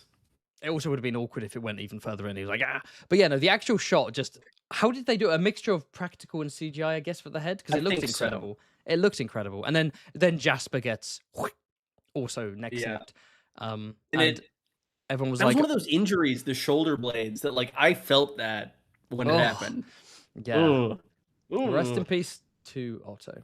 And then rest in pieces. And then, of course, we end the episode. I'm going to step away for one quick moment, but I will be right back. No worries. I'll just say that we end the episode, and technically season 2, with Rhaenyra on the Iron Throne, and it mirrors the ending of season 1. End of season 1, she learns about Lucerys' death, turns to the camera in rage. The war begins. End of what should have been end of season 2. Final shot of her on the throne. She's still full of, grief and also fury, and a ruthless streak is building within her, because you see her emotion goes from almost a kind of like, what is happening? I've finally made it, but there's been so much sacrifice. I've taken a life. I've lost my sons. But then her face kind of hardens when she sees Alicent, which is probably going to lead into, why the fuck is Aegon not here? You lied to me. You betrayed me. We'll see how that unfolds. And as someone says in the chat, Lord Merryweather and Lady Fell return. They got arrested at the end of season 1 by Otto Hightower. They're still alive in the prison cells. They've been released. That's a nice little touch. It's one of those things that just helps the universe feel larger and more alive, especially in comparison to the later seasons of Game of Thrones, for example. But yeah, really good 2-part finale. For season 2, good episode 9, good episode 10. Lots of flaws, don't get me wrong. I still hate the logistics of this, but yes, a good ending of the season and a good parallel to the end of season 1 visually, and it makes for a weird first 2 episodes, but it does mean the show is hitting the ground running, and let's see where we go from here. Who knows? Right. Who knows? Is it bingo time? Oh, we will rush through a couple things before bingo. So new characters were introduced, everyone. Luthor Largent, not Lord, but Commander of the Gold Cloaks. Shout out to him. And of course, That's Alasane Blackwood, Black Alley, who was singing in the fish feed. She's basically representing the Blackwoods because the current lord is a child. So we'll see what she's a class. She's a kind of like a fun, hot tomboy archer type. So it'll be fun to see what she gets. I did see someone on Twitter say that Martin's probably unhappy that Brackens and Blackwoods were singing together. Hey, listen, war can do crazy things to rivals. It can create strange bedfellows. I love how high quality the Simon death shot is. Yeah, that's everything else and is how low varying res quality. Rhaenyra. This is why I need to do the pictures, Quinn. Come on. No, it's perfect. We have a lot to memorialize. We do. Rest in peace to Otto Hightower, fantastic actor, Reese fans. Pieces. Rest in peace, Jasper Wilde, my favorite A Song of Ice and Fire, Glupshitto. And rest in peace, Simon Strong, a highlight of season 2. Rest in peace, 2 out of 3 of his Gormless sons. Where the fuck is the third? He'll return with an army at his back, no doubt. And rest in peace, Sir Laurent, who is dying off screen, apparently, which it kind of sucks, but there we go. Yeah, I wish we could have followed up on that, but... If you've got to go soon, shall we move on to bingo, and then I'll do predictions solo? That sounds good to me. This picture goes so hard, by the way. Holy shit. Bingo, starting bingo. With you. What are you crossing off? Okay, I am crossing off... What am I crossing off? Laris Aegon Rift. I think it is significant enough at this point to count with the whole I'm not talking to you thing. Good with you? Say that again, sorry? Laris Aegon Rift with the whole like, oh, we're not talking and they're bickering. Yeah. I would count that as the rift beginning. Yeah. Three dicks also getting crossed off. Other thing I wasn't sure about is I do have the quote at the top that was a super chat. Our cloaks are gold no matter how they turn. Ooh. That part of the line wasn't in it, but the rest of that line was. I was unsure what the thought would be. If the part that wasn't in it is literally in the bingo, I don't think that can count. That has to be. Okay, I just wanted to make sure there wasn't any extra like grace. Nice try, but no. Okay. I will say I do wish I do agree with people complaining, being like, why do they keep cutting badass lines from the books? Yeah. Like I was so expecting. One, I agree they shouldn't have cut the one from Alicent. I think they should have. I agree. The thing is they could have because of course that happens after Gwaine calls him a turncloak. You could have had Rickard Thorne call him a turncloak, and then he says to Rickard Thorne, "Our cloaks are gold no matter how you turn them." But, yeah, that was a perfect setup because they were like directly facing off. White cloak versus gold cloak. Yeah. So yeah, I'm at 6 squares. You're looking good. I'm kind of worrying now. I'm a bit scared. I do think Oakenfist is dead, but I'm not going to mark it as dead yet. Not yet. Right, and then the Haven bingo. We got a dig at Gunn. What do we got? We got a dig. Yeah, we did get a dig at Martin. So I will count that. That was a fantastic super chat bingo suggestion. Thank you so much. This spoilers, by the way, in case that wasn't clear. Spoilers. Oh yeah, sorry. Oh, tick off. Is that it? Wait, Bartimos has not been ticked off. No, that was the thing. We talked about this last week too. You were saying Bartimos would return as Master of Coin in King's Landing. Yes, he will sit on the Rhaenyra's small council at the very least. I suspect he won't now. I actually think he's going to serve a Castellan role in Dragonstone. But yes, is that it? Dragon DUI always makes me laugh. That's it. You could. Damn. You were at half of mine. Otto not being captured by the Beesbreeze is kind of a Beesby reference when you think about it. Oh, yeah. If you think about it, the absence of a reference is a reference. That's true. Okay, so I ticked off one thing. It's looking shit for me. God damn it. Anyway. No, you got it. You're going to have a sweep later on. It'll be okay. Do you have to head off? Have you got time I unfortunately do. In that case, Quinn, I will continue with predictions and super chats, but where can the people find out about Quinn the GM and what are you planning? You can find out about Quinn the GM at Quinn the GM. I have a YouTube channel. It's called Quinn the GM. I have videos about this show and the books. I would appreciate it if you subscribed, all that. I'll be doing the other half of the YouTube discussions of each episode on live stream. We did last week's on my channel. We'll do next week's on my channel. We're alternating. And my next video is going to be using my, going insane from studying right now to my advantage and doing a legal defense of Otto Hightower being executed for treason. Ooh, I like it when you make lawyerly videos. It will hopefully be fun. My last lawyerly video flopped, so hopefully this one doesn't. We'll see. The one about stupid Game of Thrones laws is like your best performing one. It is. I'm still surprised by that. I made that in a haze because of finals, and it did better than anything I've You ever never done. know what's going. My Beesbury video is just doing better than my Valarian video right now. You can never predict these What, things. really? Yeah, like it. Damn. As of the first excuse me, sorry. As of the first 8 days, Beesbury's doing better. Who would have guessed? Bee Nice. supremacy. That's a Beesbury reference. Can we tick off the? No. No. Okay. Well, farewell, Quinn. Everyone go All and right. subscribe to Quinn the GM. Not that he needs it. Check him out on Twitter, Instagram, etc., etc. Sorry to be leaving a bit early, folks. And to you, Mr. Haven. That's fine. You've got lawyer stuff to do. Just pass that That bar, is and then we can do unfortunately true. 15-hour streams. That is the plan. All right. Goodbye, everybody. Goodbye. Bye, Quinn. Okay. That's weird. Usually Quinn and I finish at the same time and we have a little like 30-second debrief. Quinn's always rushing off. He's got stuff to do. I don't have a life, so I don't have to worry about that. We are going to chat about predictions for episode 3, and then I'm going to read off the lovely, wonderful super chats at the very end. Keep sending them in, because don't worry, I will read them out. I'm not ignoring them. Super chats, Streamlab donations, if you want to send them to me that way. I appreciate all of it. I hope no one sent them in and gone, oh, he hasn't responded. I will respond. I appreciate all of it. Thank you. You're supporting the channel. You're letting this be my job. But first off, this picture goes so fucking hard. This might be one of my favorite promo pictures ever. It is always funny, the promo pictures where the characters are looking in the camera. But it's so good. It's... The quality of my streams goes remarkably downhill when Quinn leaves. Have you noticed that? I'm like, oh, this picture's awesome. Oh. Anyway, prediction. So I won't go too crazy with it because I do actually want to start doing weekly prediction streams where we look through the promo pics that get released, as well as the next time trailer, and there'll be spoilery streams where we work out what's going to be put into the show from Fire and Blood, or what might be new things based on what's been teased previously.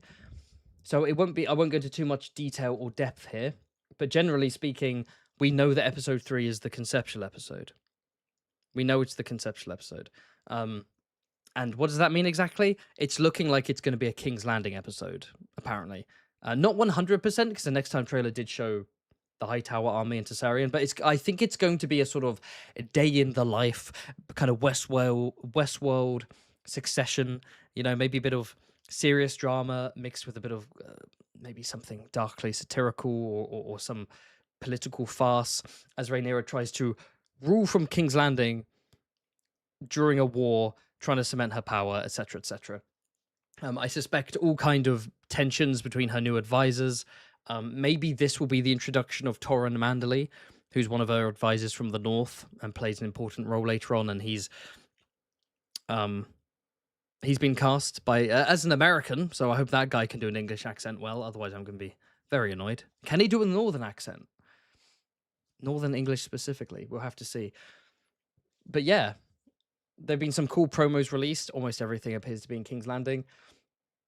I'm very excited for it. I'm genuinely on Quinn's bingo. We'll hop over to his bingo.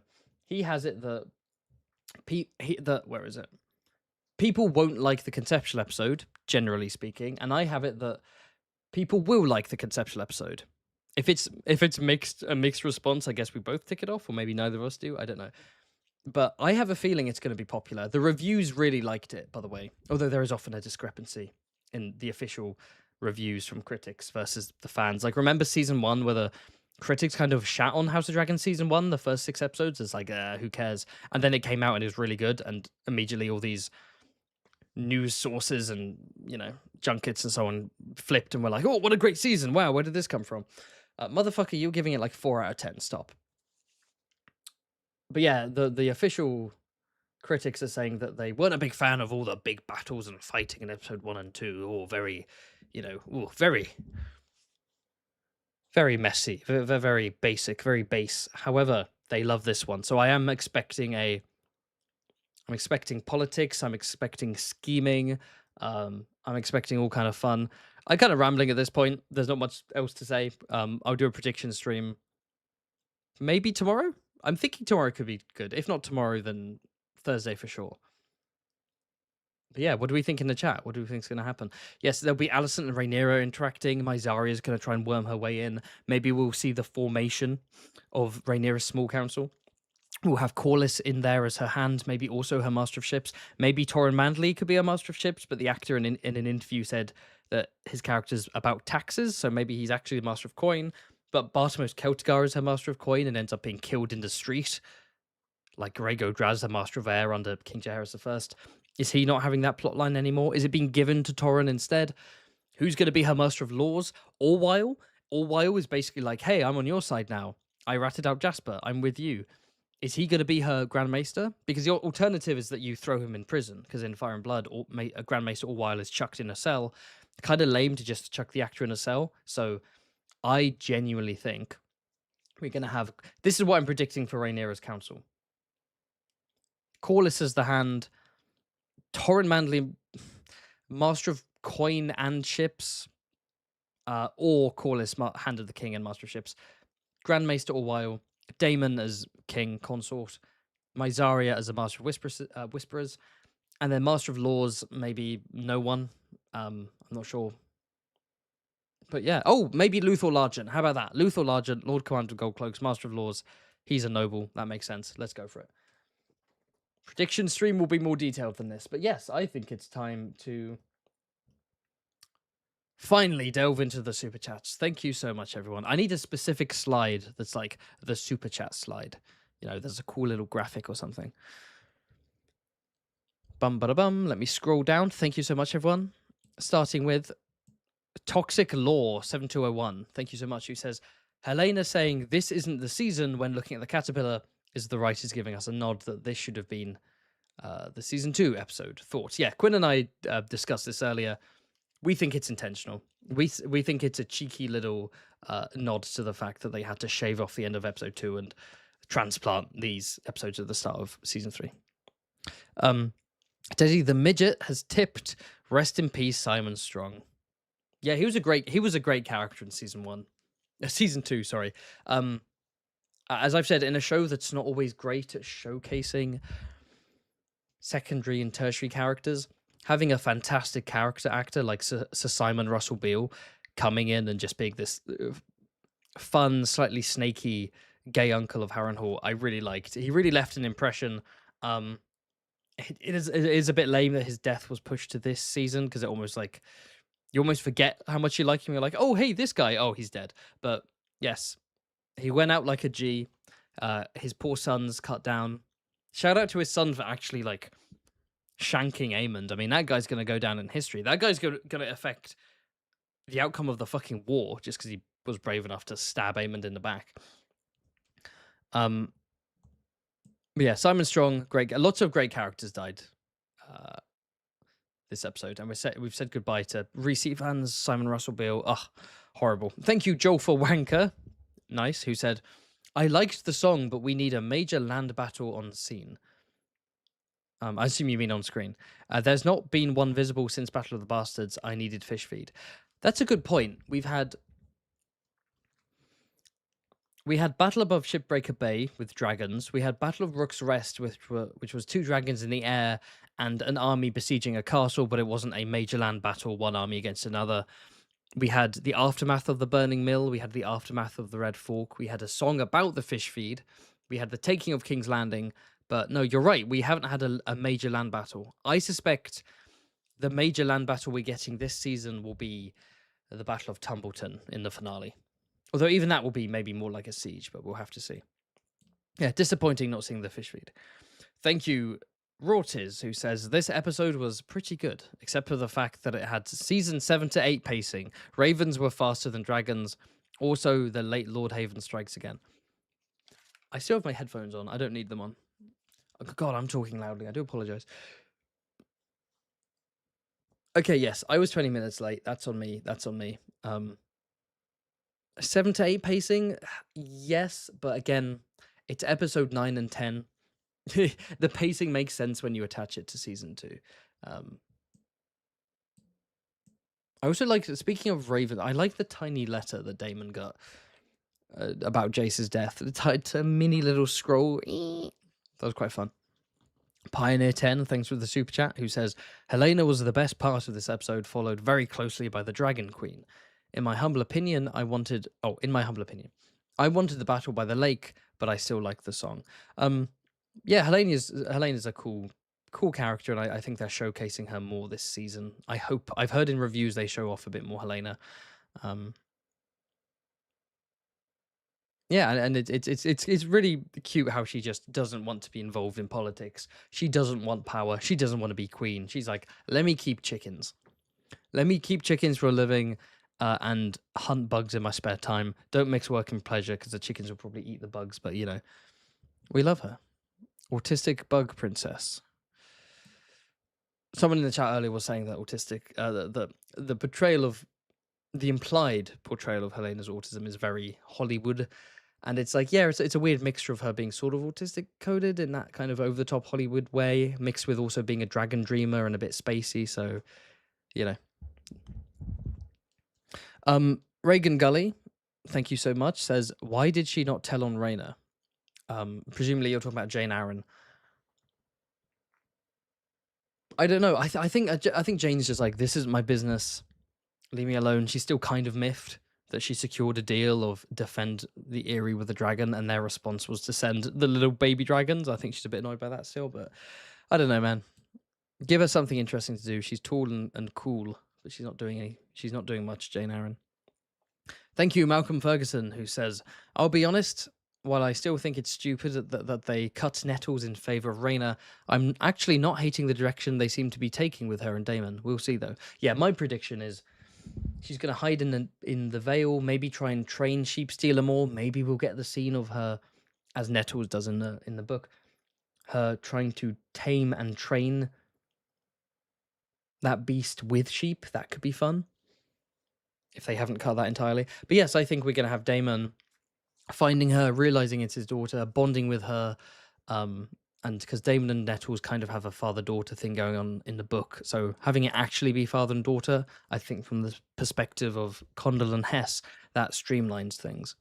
There's a more personal element there, so we'll see where that goes. Could be interesting, and it creates a rift between Rhaenyra and Rhaena that Rhaenyra and Nettles have in the books in a way that oftentimes feels almost a bit shallow and uninteresting. So we'll see where it goes.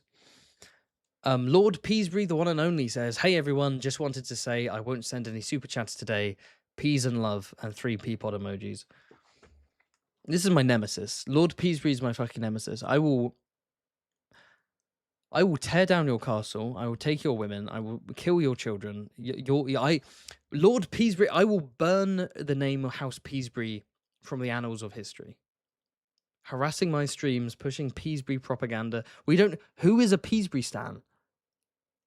Who stands House Peasbury? They're just cannibals in Dance with Dragons. Come on now. Okay, I'm getting riled up.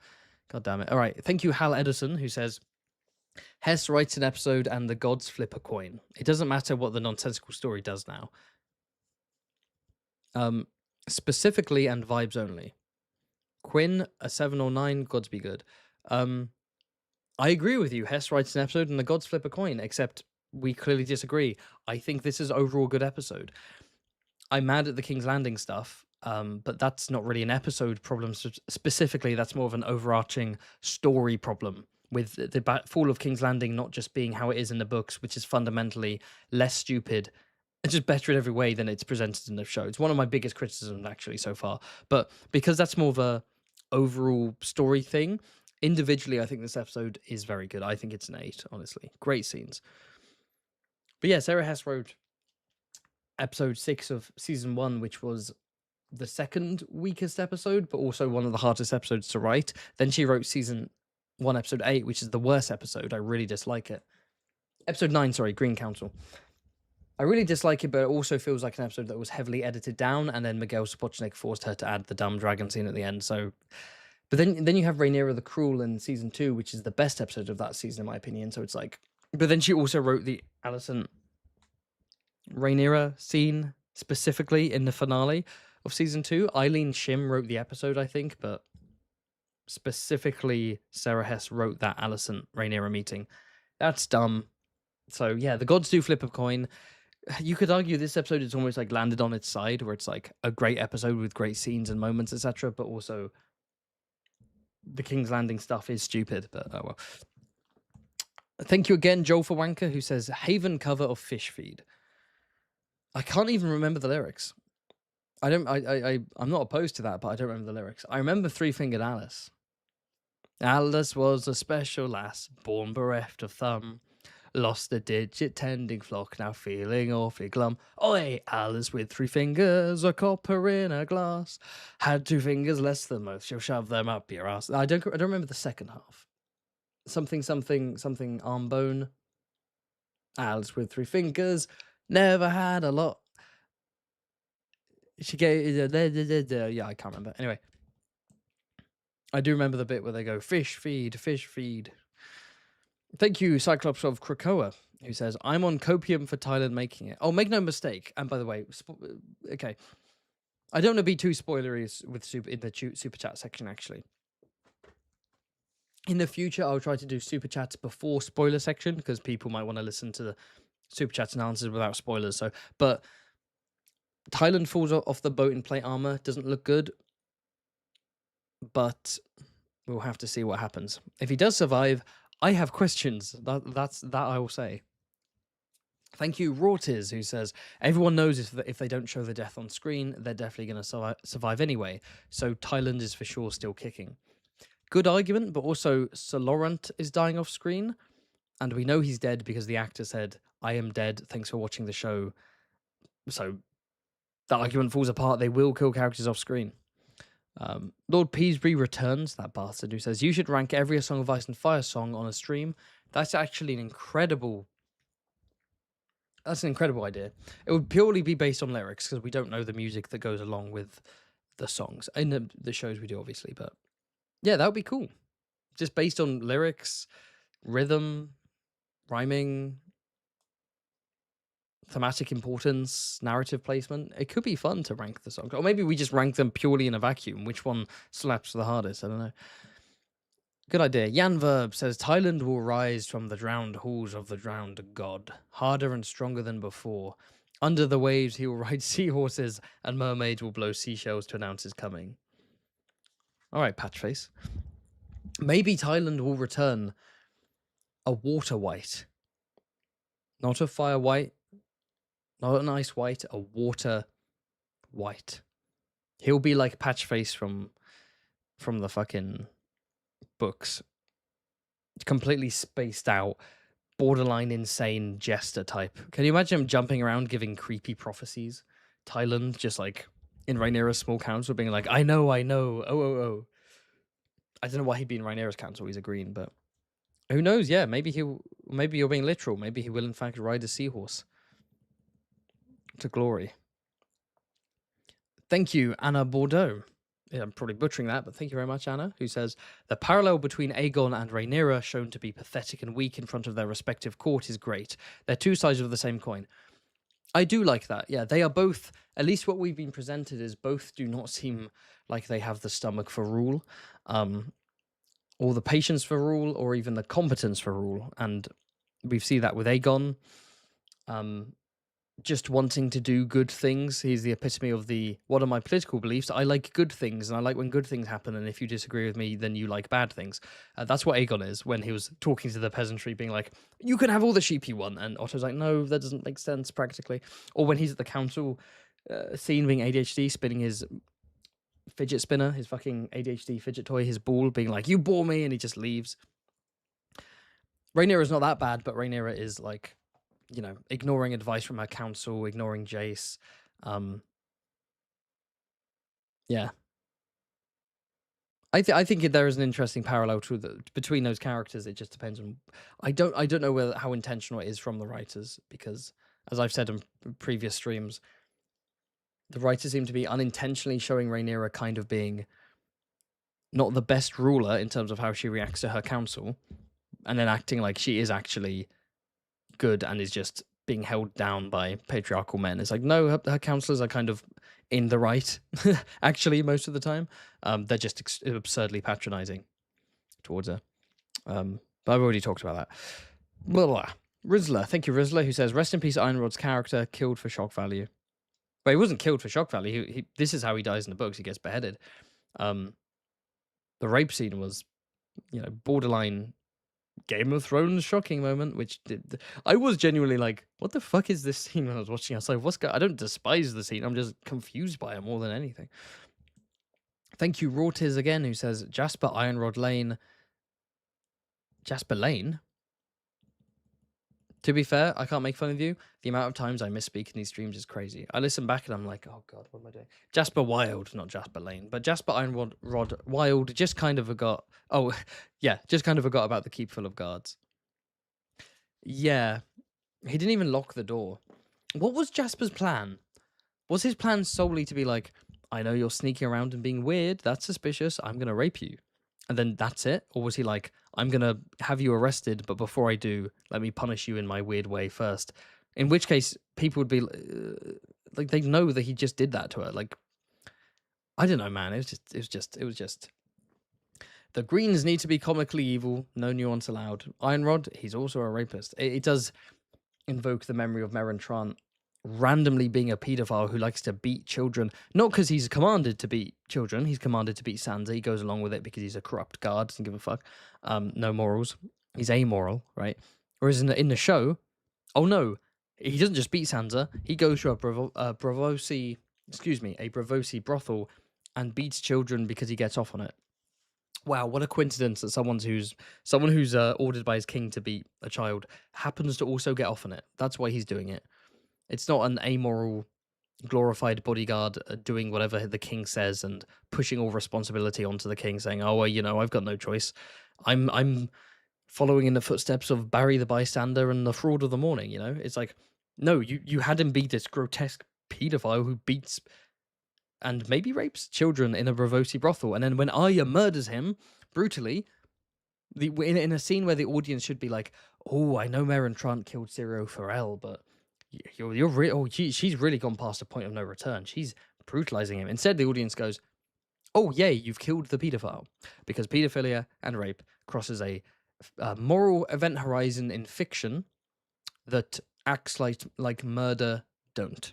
It's why people struggle to sympathize with Aegon II while they still root for Daemon, even though Daemon's a murderer. It's because Daemon hasn't had a rape scene. Aegon has. I should do a video about that. Actually, I shouldn't. Too much. Probably shouldn't. But yes. Oh, literally, the next super chatter mentions Meryn Trant. Yeah, it literally just repeats what I just said. I do apologize. Malcolm Ferguson, thank you so much, says it feels like they just wanted to remove all moral ambiguity surrounding Ironrod's death, kind of like what they did with Meryn Trant. Maybe, but I don't see the point, because if they do kill Ironrod, is anyone watching going to go, "Oh, that's a step too far. You killed the counselor who cooed you"? Oh no. No, they're going to be like, who the fuck is that guy? But those who remember will go, "Oh yeah, that's the smarmy bastard who helped snatch the throne from Rhaenyra. Of course you're going to execute him."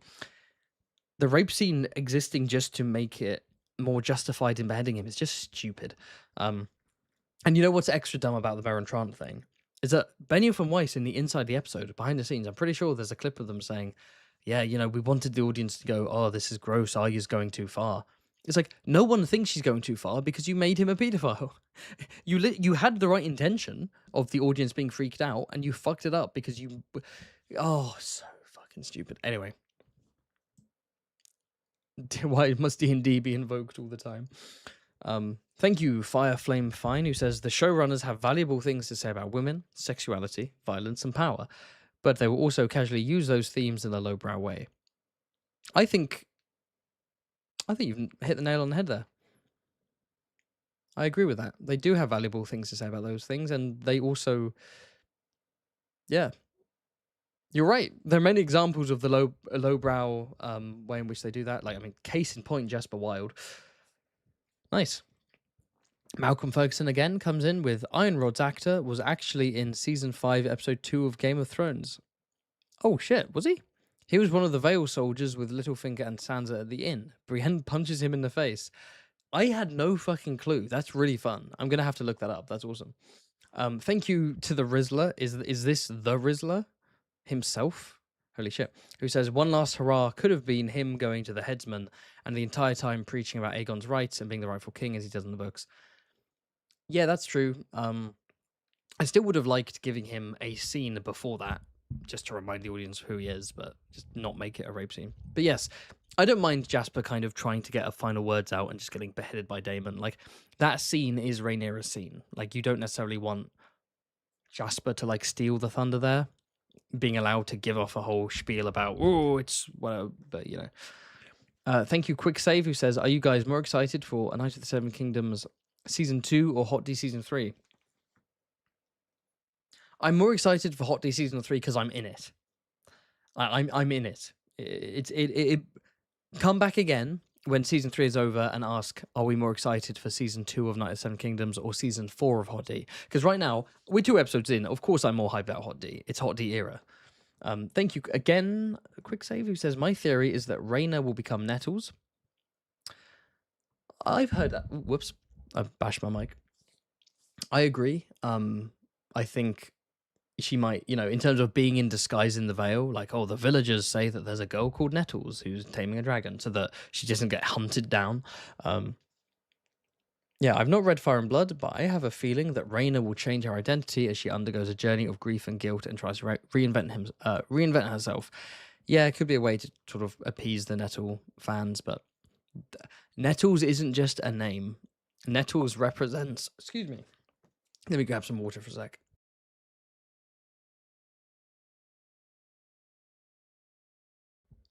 Stay hydrated, fellas, ladies and gentlemen.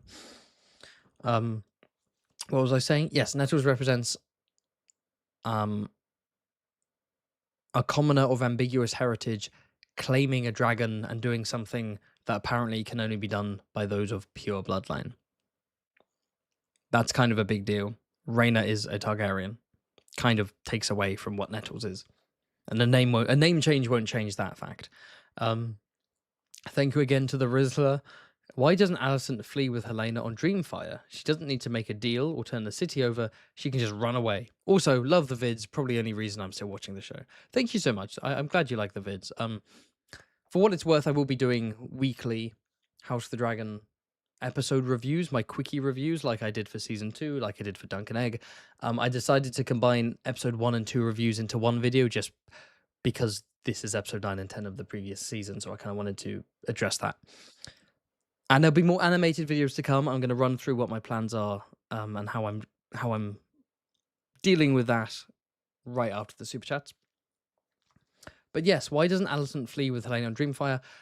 We've never seen Helena fly Dreamfire. We don't know if she ever has, and we don't know if she wants to. So Helena might just be like, I don't want to run. Also, it could be seen as risky.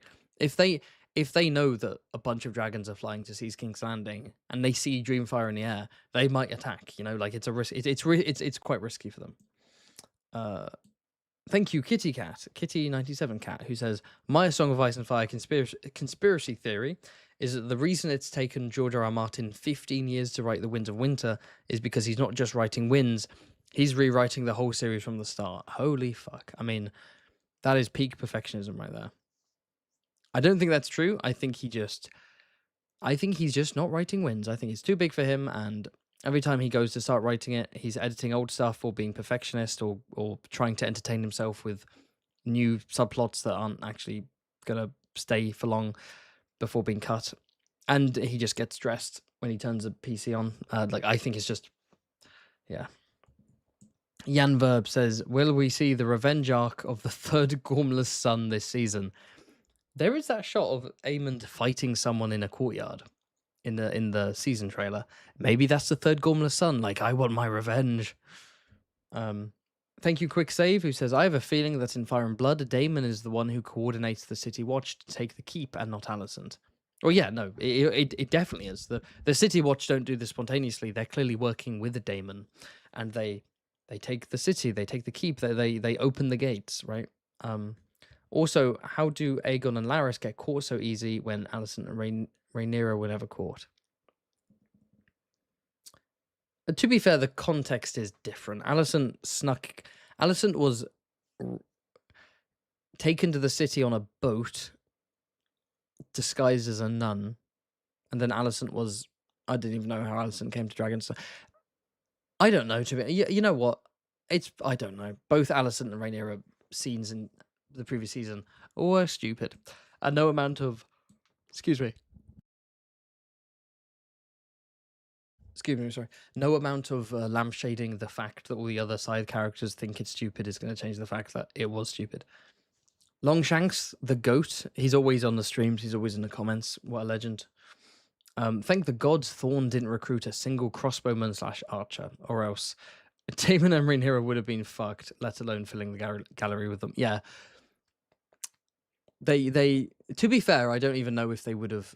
Their instinct would be to kill them. It might be keep them alive so we can find out more and also hand them over to Aemond to kill, etc. But yeah, again, you could play devil's advocate and say none of them would actively kill them because they're like, take them alive, you have hostages. Killing them, the big dragons will just destroy us, destroy the castle, destroy the city. I don't know.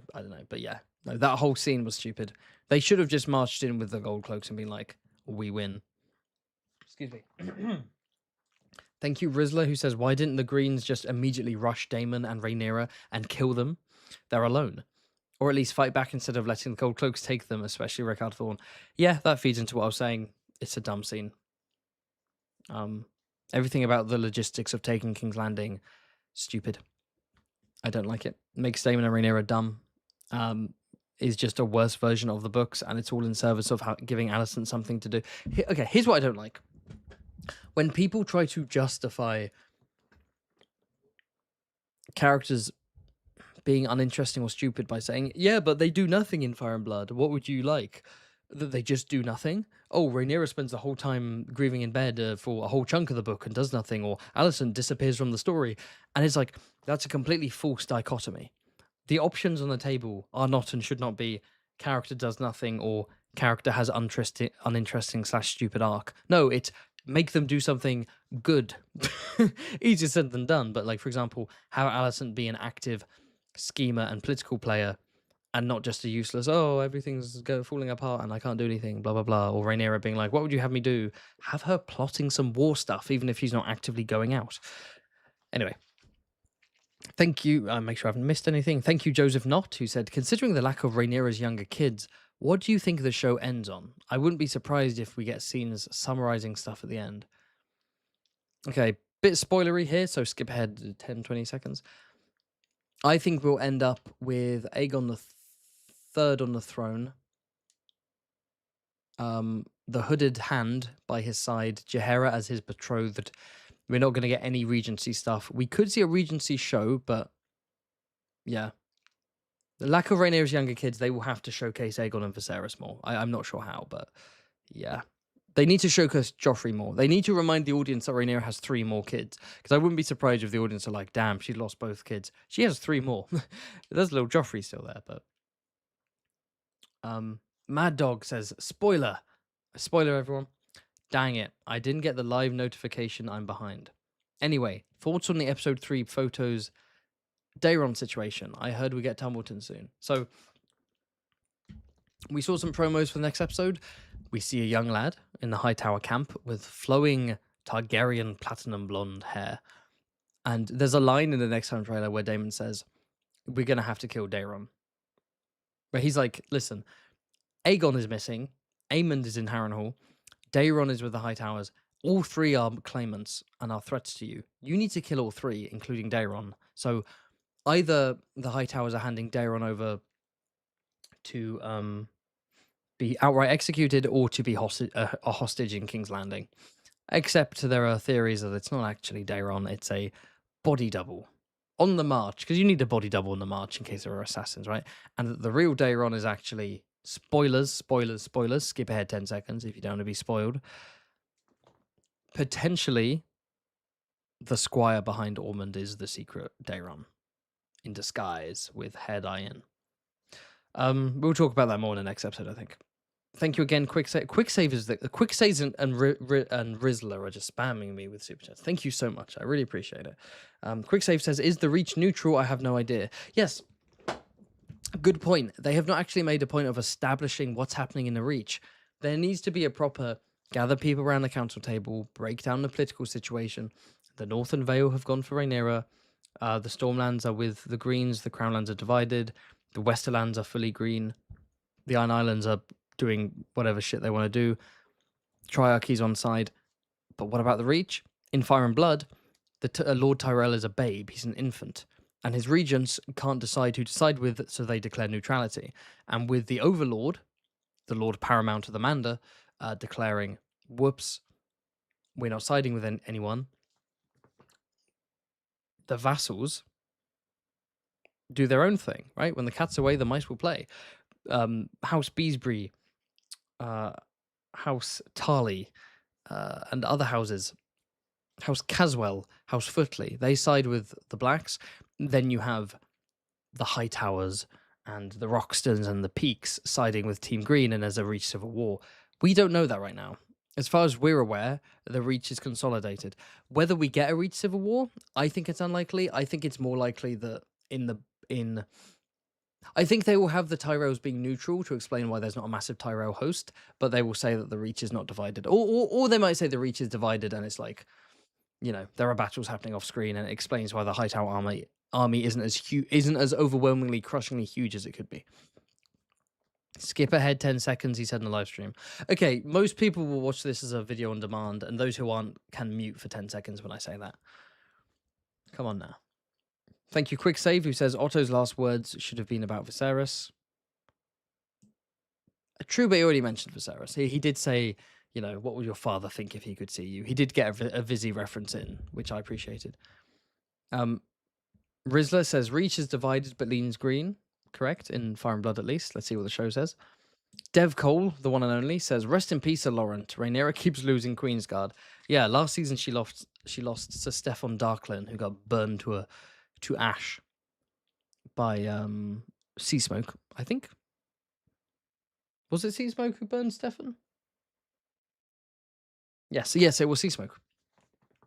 And now she's lost. Oh, and then she lost, and after that she lost.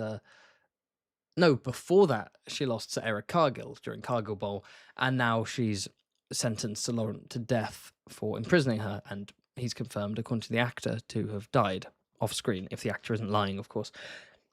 Now this is interesting because Sir Laurent doesn't die at this point in the books. In the book, Sir Laurent stays with Rhaenyra until he does die at a later point. I guess it's not a spoiler because he's dead in the show. So he is slain later. He dies in a riot. He goes to King's Landing and then he just gets killed during a riot. So it would have been nice to have seen him make it that far. It's a shame he went out this early, but it was sort of, you needed Rhaenyra to have that moment of like, yeah, he's sentenced to death. She's not gonna just go along with that.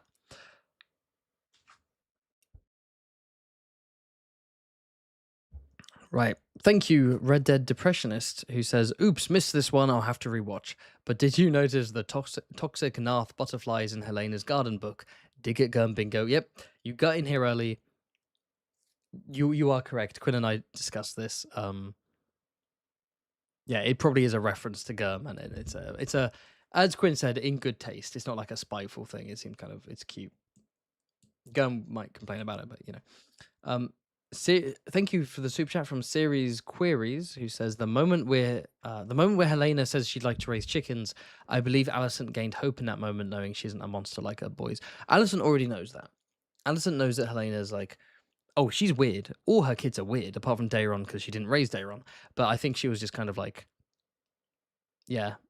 Helena being so wholesome and so uninterested in power, I think was something that Alicent was like, yes, I could have a nice life living with you on a chicken farm somewhere. Chicken farmers have never done anything wrong in history, right? Shout out Heinrich Himmler. Don't clip that, by the way. Rizla. Wasn't Lakeshore supposed to be... I just announced your name, sorry. Thank you, Rizla. I just went, Rizla. Thank you, Rizla, who says, wasn't Lakeshore supposed to be a bloody battle on both sides? It had people like Benjicott crying at the amount of deaths, and it was turned into a happy song. That's a good point. The Lakeshore is meant to be a catastrophic battle. It's the most casualties of any battle in the dance. It is brutal. Like the Westermen are cut down and drowned in the God's Eye, and lots of Blackstars as well, including Lord Forrest Frey. among others. So yeah, it is a big bloody battle, and yeah, it being turned into a kind of haha Hobbit style song. It's an interesting way of explaining a battle that happened off screen. But yeah, we did need to see that. Like, why didn't we? It's budgetary, not creative. Some people act like a budget doesn't exist. It's obviously budgetary. That being said, we needed that. If we were going to have Fish Feed feels like one of those necessary on-screen battles. And the argument of, oh, but we don't care enough about the characters involved. We have Damon, you know? You could have delayed Jason's death and have his death be at Fish Feed and be like, Jason's a character we know about and we can root against. And a bunch of Riverlords get introduced last season. We like Oscar Tully, you know? Oh well. Thank you, Longshanks. Whoops. Thank you, Longshanks, who says, I did like doubling down on the Liz the First comparison, as unlike her, Rhaenyra doesn't have the stomach for politics. Shows why she's unfit for rule. Yeah, to be fair, she doesn't have the stomach because she's grieving her son. Like, let's not go crazy. Let's remember that, like, you know, her actions this episode are informed heavily by the fact that she's fucking grieving her child. But yeah, I do think that, again, season 2 and this season, specifically season 2 though, is showing her to not be the wisest queen, and I hope it's intentional. I hope the point is that all claimants to the throne kind of fucking suck. Doesn't really make sense to be like, oh, but one claimant is actually a great choice, and it's justified that thousands upon thousands of small folk die for their personal ambitions. But you can do that in a nuanced way, right? Thank you, Quick Save, who says, here's £5 for the real Aegon II inevitably being demonetized due to the mention of rape and watching his children fight to the death for some reason. Yeah, there's a reason why I don't use that word on Quinn streams, because it's his stream, but I'm using that word here. I'm not, you know, fuck this whole kind of like, you can't say suicide, say unalive, or you can't say rape, say grape. It's like, no, that's actually really fucking childish. Like, I'm discussing an adult show. I'm going to say words that have meaning, and fuck you if you try to demonetize me. You know, like I'm gonna say it. Like, we can be adults here, you know. But yes, real Aegon. Oh my god, season 4. There's going to be a lot of the real X because a lot of characters are going to die season 4. Don't get me wrong, characters are dying this season, and I do need to make real Otto. I need to release real Jason, real Otto this week now that Jason Otto stories have wrapped up, and there might be another major character or two dying this season, most likely, that I'll make videos for. But season 4, it's going to be a bloodbath. I'm going to have a video every day. The real X, the real Y, the real Z, you know. But yeah, Julian Kerr says, when is Perkin the Flea? I'm telling you, let me move my slideshow. I'm telling you, this motherfucker is Perkin the Flea. If he's not Perkin, he's coming back in the story, because he's a character he's an actor who's been in proper stuff before. He's not an extra. He has a badass voice. You gave the character heterochromia when you didn't need to. The actor Richard Pepper does not have heterochromia. Why would you give that to him? A side character. You're meant to remember him so that he comes back. Why not make him Sir Perkin the Flea, who, of course, not to spoil too much for Super Chat section, but he has an important role backing a claimant later on. So we'll see where we go with this. All I'm saying is, who was this guy? If he's not Perkin, he's at the very least returning in the show in some way, because otherwise, why on earth? And by the way, if anyone wants to talk about Perkin the Flea online, credit Fantasy Haven. Credit Lord Haven for coming up with Perkin the Flea. I've not seen anyone else say this motherfucker is Perky Boy. Is a little porky pig. I might have like the predictions screen up while I go through Super Chats, just because it's such a cool fucking picture. Like, that's such a cool pic. If Rhaenyra was a more consistent character, I might even have that as like a wallpaper. But just because she's not, I'm gonna like, I'm gonna reserve that for like 10 out of 10 characters, you know. But Dunk's father, shut the fuck up. That's not Dunk's father. Shut up. Quick Save said, they write themselves into a corner. Fans after season 4. That could be, yeah. Well, you do wonder whether they're writing this show with the understanding that we're not going to do a Regency show, so it doesn't matter if we fuck things up, like timing and certain characters being there or not. And the HBO would never greenlight a Regency show. Who wants to? I guess it would be very low budget, but you can kind of imagine it. House of the Dragon : Regency. But it could be a nice little show actually. But yeah, I don't know if HBO would risk greenlighting something that doesn't have major battles in it. They're probably more likely to do so after Dunk and Egg. I think a Regency show is way more likely post Dunk and Egg, kind of a mid budget show following Eggy 3. Mr. Stormtrooper says favorite son meme. Favorite son meme. What? Huh? Favorite son meme ? I don't know what that means. I need some context there. Thank you. This is one of those things where I don't know whether it's one word or two words or even three. How do you pronounce this? Livalgir or Live Algier, maybe? Or is it two words? Is it Live Algier? Anyway. Viserys and Rhaenyra's first executions. The Heart and Otto. Ooh, both went badly the first time because they're both buckling under the pressure of the crown, or maybe the wallpaper is just yellow. That's a parallel I did not think about and did not discuss with Quinn. Otto kills the white stag. The first strike misses, fucks up. Everyone's watching. It makes him lesser in the eyes of his subjects. He strikes again and he strikes true, piercing the heart and killing piercing the heart and thus killing the heart, the white heart. No, sorry, it was a regular stag, wasn't it? But yeah, and likewise, Rhaenyra strikes, misses, strikes again, buckling under the pressure, not living up to the hype, not living up to the ideals of kingship the supporters are expecting of them. I love that parallel. I really do. That's awesome, actually.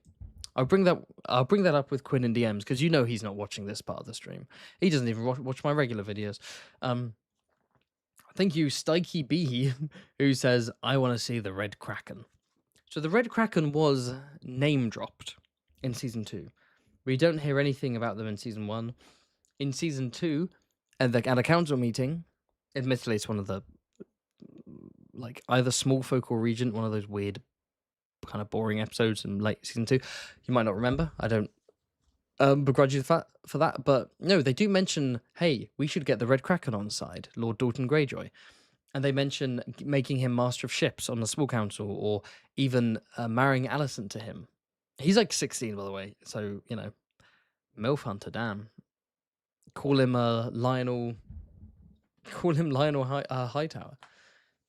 If you don't get that reference, then watch out for the History of House Hightower animated coming out later in the next few weeks. I don't think, but also we did get a Greyjoy reference this last episode. That's it.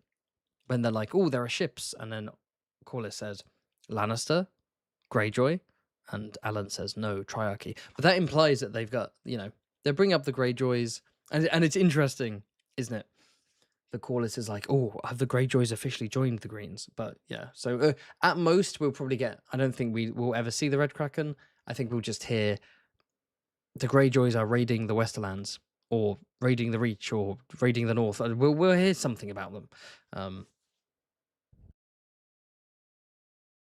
Right. Joel Wanker, once again, another super chat, says, what a name, says, I kind of don't care about dragons dying. If they used real ones instead of the CGI crap, I would care. That's a good point. But have you considered that the dragon CGI is so good that it still creates the same emotions? Or is it uncanny valley for you? Are you like, this isn't a real dragon? It's so uncanny. It's like watching the Lion King, quote unquote live action Lion King. You're like, just kind of uncanny lions trampling about. You care about the real stuff. You want real dragon representation. You want them to hire authentic dragon actors and actresses instead of cheaping out on CGI bullshit. I agree with you. I'm on your side, man. Thank you, Rizla, for saying, will they actually go into the 3 claimants in King's Landing? I don't know. I think it would make a glorious episode if we got the Moon of the 3 Kings. if we got the 3 claimants, well, not even claimants actually, but just the zealot leader, the shepherd, the baby claimant Gaiman pale hair puppeted by lesbian prostitutes. No, I'm being serious. And of course, the teenage squire, Tristane Truefire, also claiming to be a Targaryen bastard, being puppeted by the sneaky, conniving gutter knight Sir Perkin the Flea.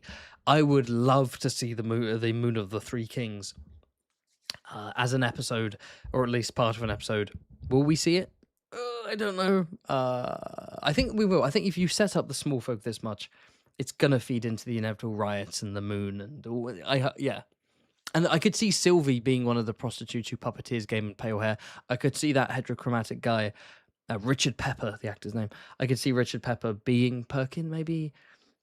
So I heard one theory that fucking the next time trailer Daeron, whether if he is in fact a fake Daeron, that he could end up fulfilling the role of a Tristane Truefire. If he's just in the keep, he could end up filling that role. So that'd be fun. Rizzler says, will they actually go into the... Oh, yeah, no, I just read that one. My bad. Rizzler sent another one. Rizzler's cooking. I don't think Rizzler's been in my chat before. Maybe you have, but where's all this coming from? Thank you so much. Says, need to do more animated shows for budgeting. Sea Snake Show. Sea Snake Show. I'm kind of hyped for it. I can't lie. Because Corliss has his aura back. I kind of care a bit more. I don't care about a Yeetie show, that's for sure. Rizzler also said, if Jason Lannister kept that glorious spear, he'd have taken out the Winter Wolves. Yes, where was Jason's spear? They should have a scene of like Roddy the Ruin comes out of the trees holding Jason's spear, snaps it over his leg. It is funny that, although it is a hunting spear, not a spear for battle. But yeah, Roddy hasn't even been introduced. Like Roddy and Black Alley there's been no like, this is Black Alley, this is Roddy. People think he's a Stark. Normies think Roderick is a Stark. And that's not surprising. He's a big, burly northern guy. There are Stark banners behind him. Everyone's like, oh, look, it's a Stark dude. He's a Dustin. We need Dustin representation. Come on, guys. We need Dustin equity and inclusion, guys. We need DEI. We need some Dustin. He does have the little Dustin sigil on his fastening his cloak. He's got the axes, is it? Oh yes, Cal in the chat saying, I care about the Sea Snake show because it's Gendy Tartakovsky. I don't think I've seen any of his work. Everyone loves him, and they say he did the 2D Clone Wars show before the 3D slop by Dave Filoni, the Slopmeister General. I haven't seen the 2D version. I did used to have little mini like visual novels based off of the 2D animated Clone Wars. I love that, but yeah, we'll have to see. Right. I believe that's it. We have finished the super chats. We have finished the Streamlab donations. Thank you so much for supporting the channel. I really appreciate it. Time to wrap up the stream. Before I do, oh god, it's nearly 1 a.m. Before I do, let me tell you what's going on with Fantasy Haven. Episode 1 and 2 review dropping this week, and then from then on, weekly episode reviews. Every week I'm going to do a episode breakdown and analysis with Quinn GM. Alternating channels. Episode 1 discussion was on his channel. Episode 2 is right here on mine. Episode 3 will be in his, etc., etc. We'll cycle. Every week on my channel will be a prediction stream for the next episode based on promo pictures and the next time trailer. And every week from now on, I want to do a live stream with my friend Alex, and it'll be a normie stream because Alex has not read Fire and Blood, so we get the perspective of someone who doesn't know what's happening. In terms of videos, beyond reviews, I have a bunch of animated stuff prepared. Real Jace will drop this week. Real Otto will drop this week. And I have History of House Hightower, History of House Tully, History of House Harrenhal, and maybe a couple more book versus show comparisons. So very excited for that. If you're wondering why I haven't dropped stuff earlier, why I haven't done prediction streams in the first 2 weeks, why the review's being delayed, basically, the first week of Hot D, loads of social stuff happened. I touched grass, I touched sand, and it kind of got in the way of Hot D in a good way. I needed that. But now I'm ready to lock in. Unfortunately, I have immense sunburn, and over the last couple of days, I've had something called Hell's Itch, which is not even medically recognized, but a very tiny minority of people, when they get sunburn, they basically go into a couple of days of absolute itchy agony that drives them insane. It's also known as the devil's itch and suicide itch. I had a mild version where like it came and went. Some people have it nonstop and they go crazy. It's one of those things where like aloe vera, water, temperature change, shit like that actually makes it worse. And luckily there's a subreddit that talks about it, and peppermint oil burns your back but gets rid of the itchiness. And like how was it?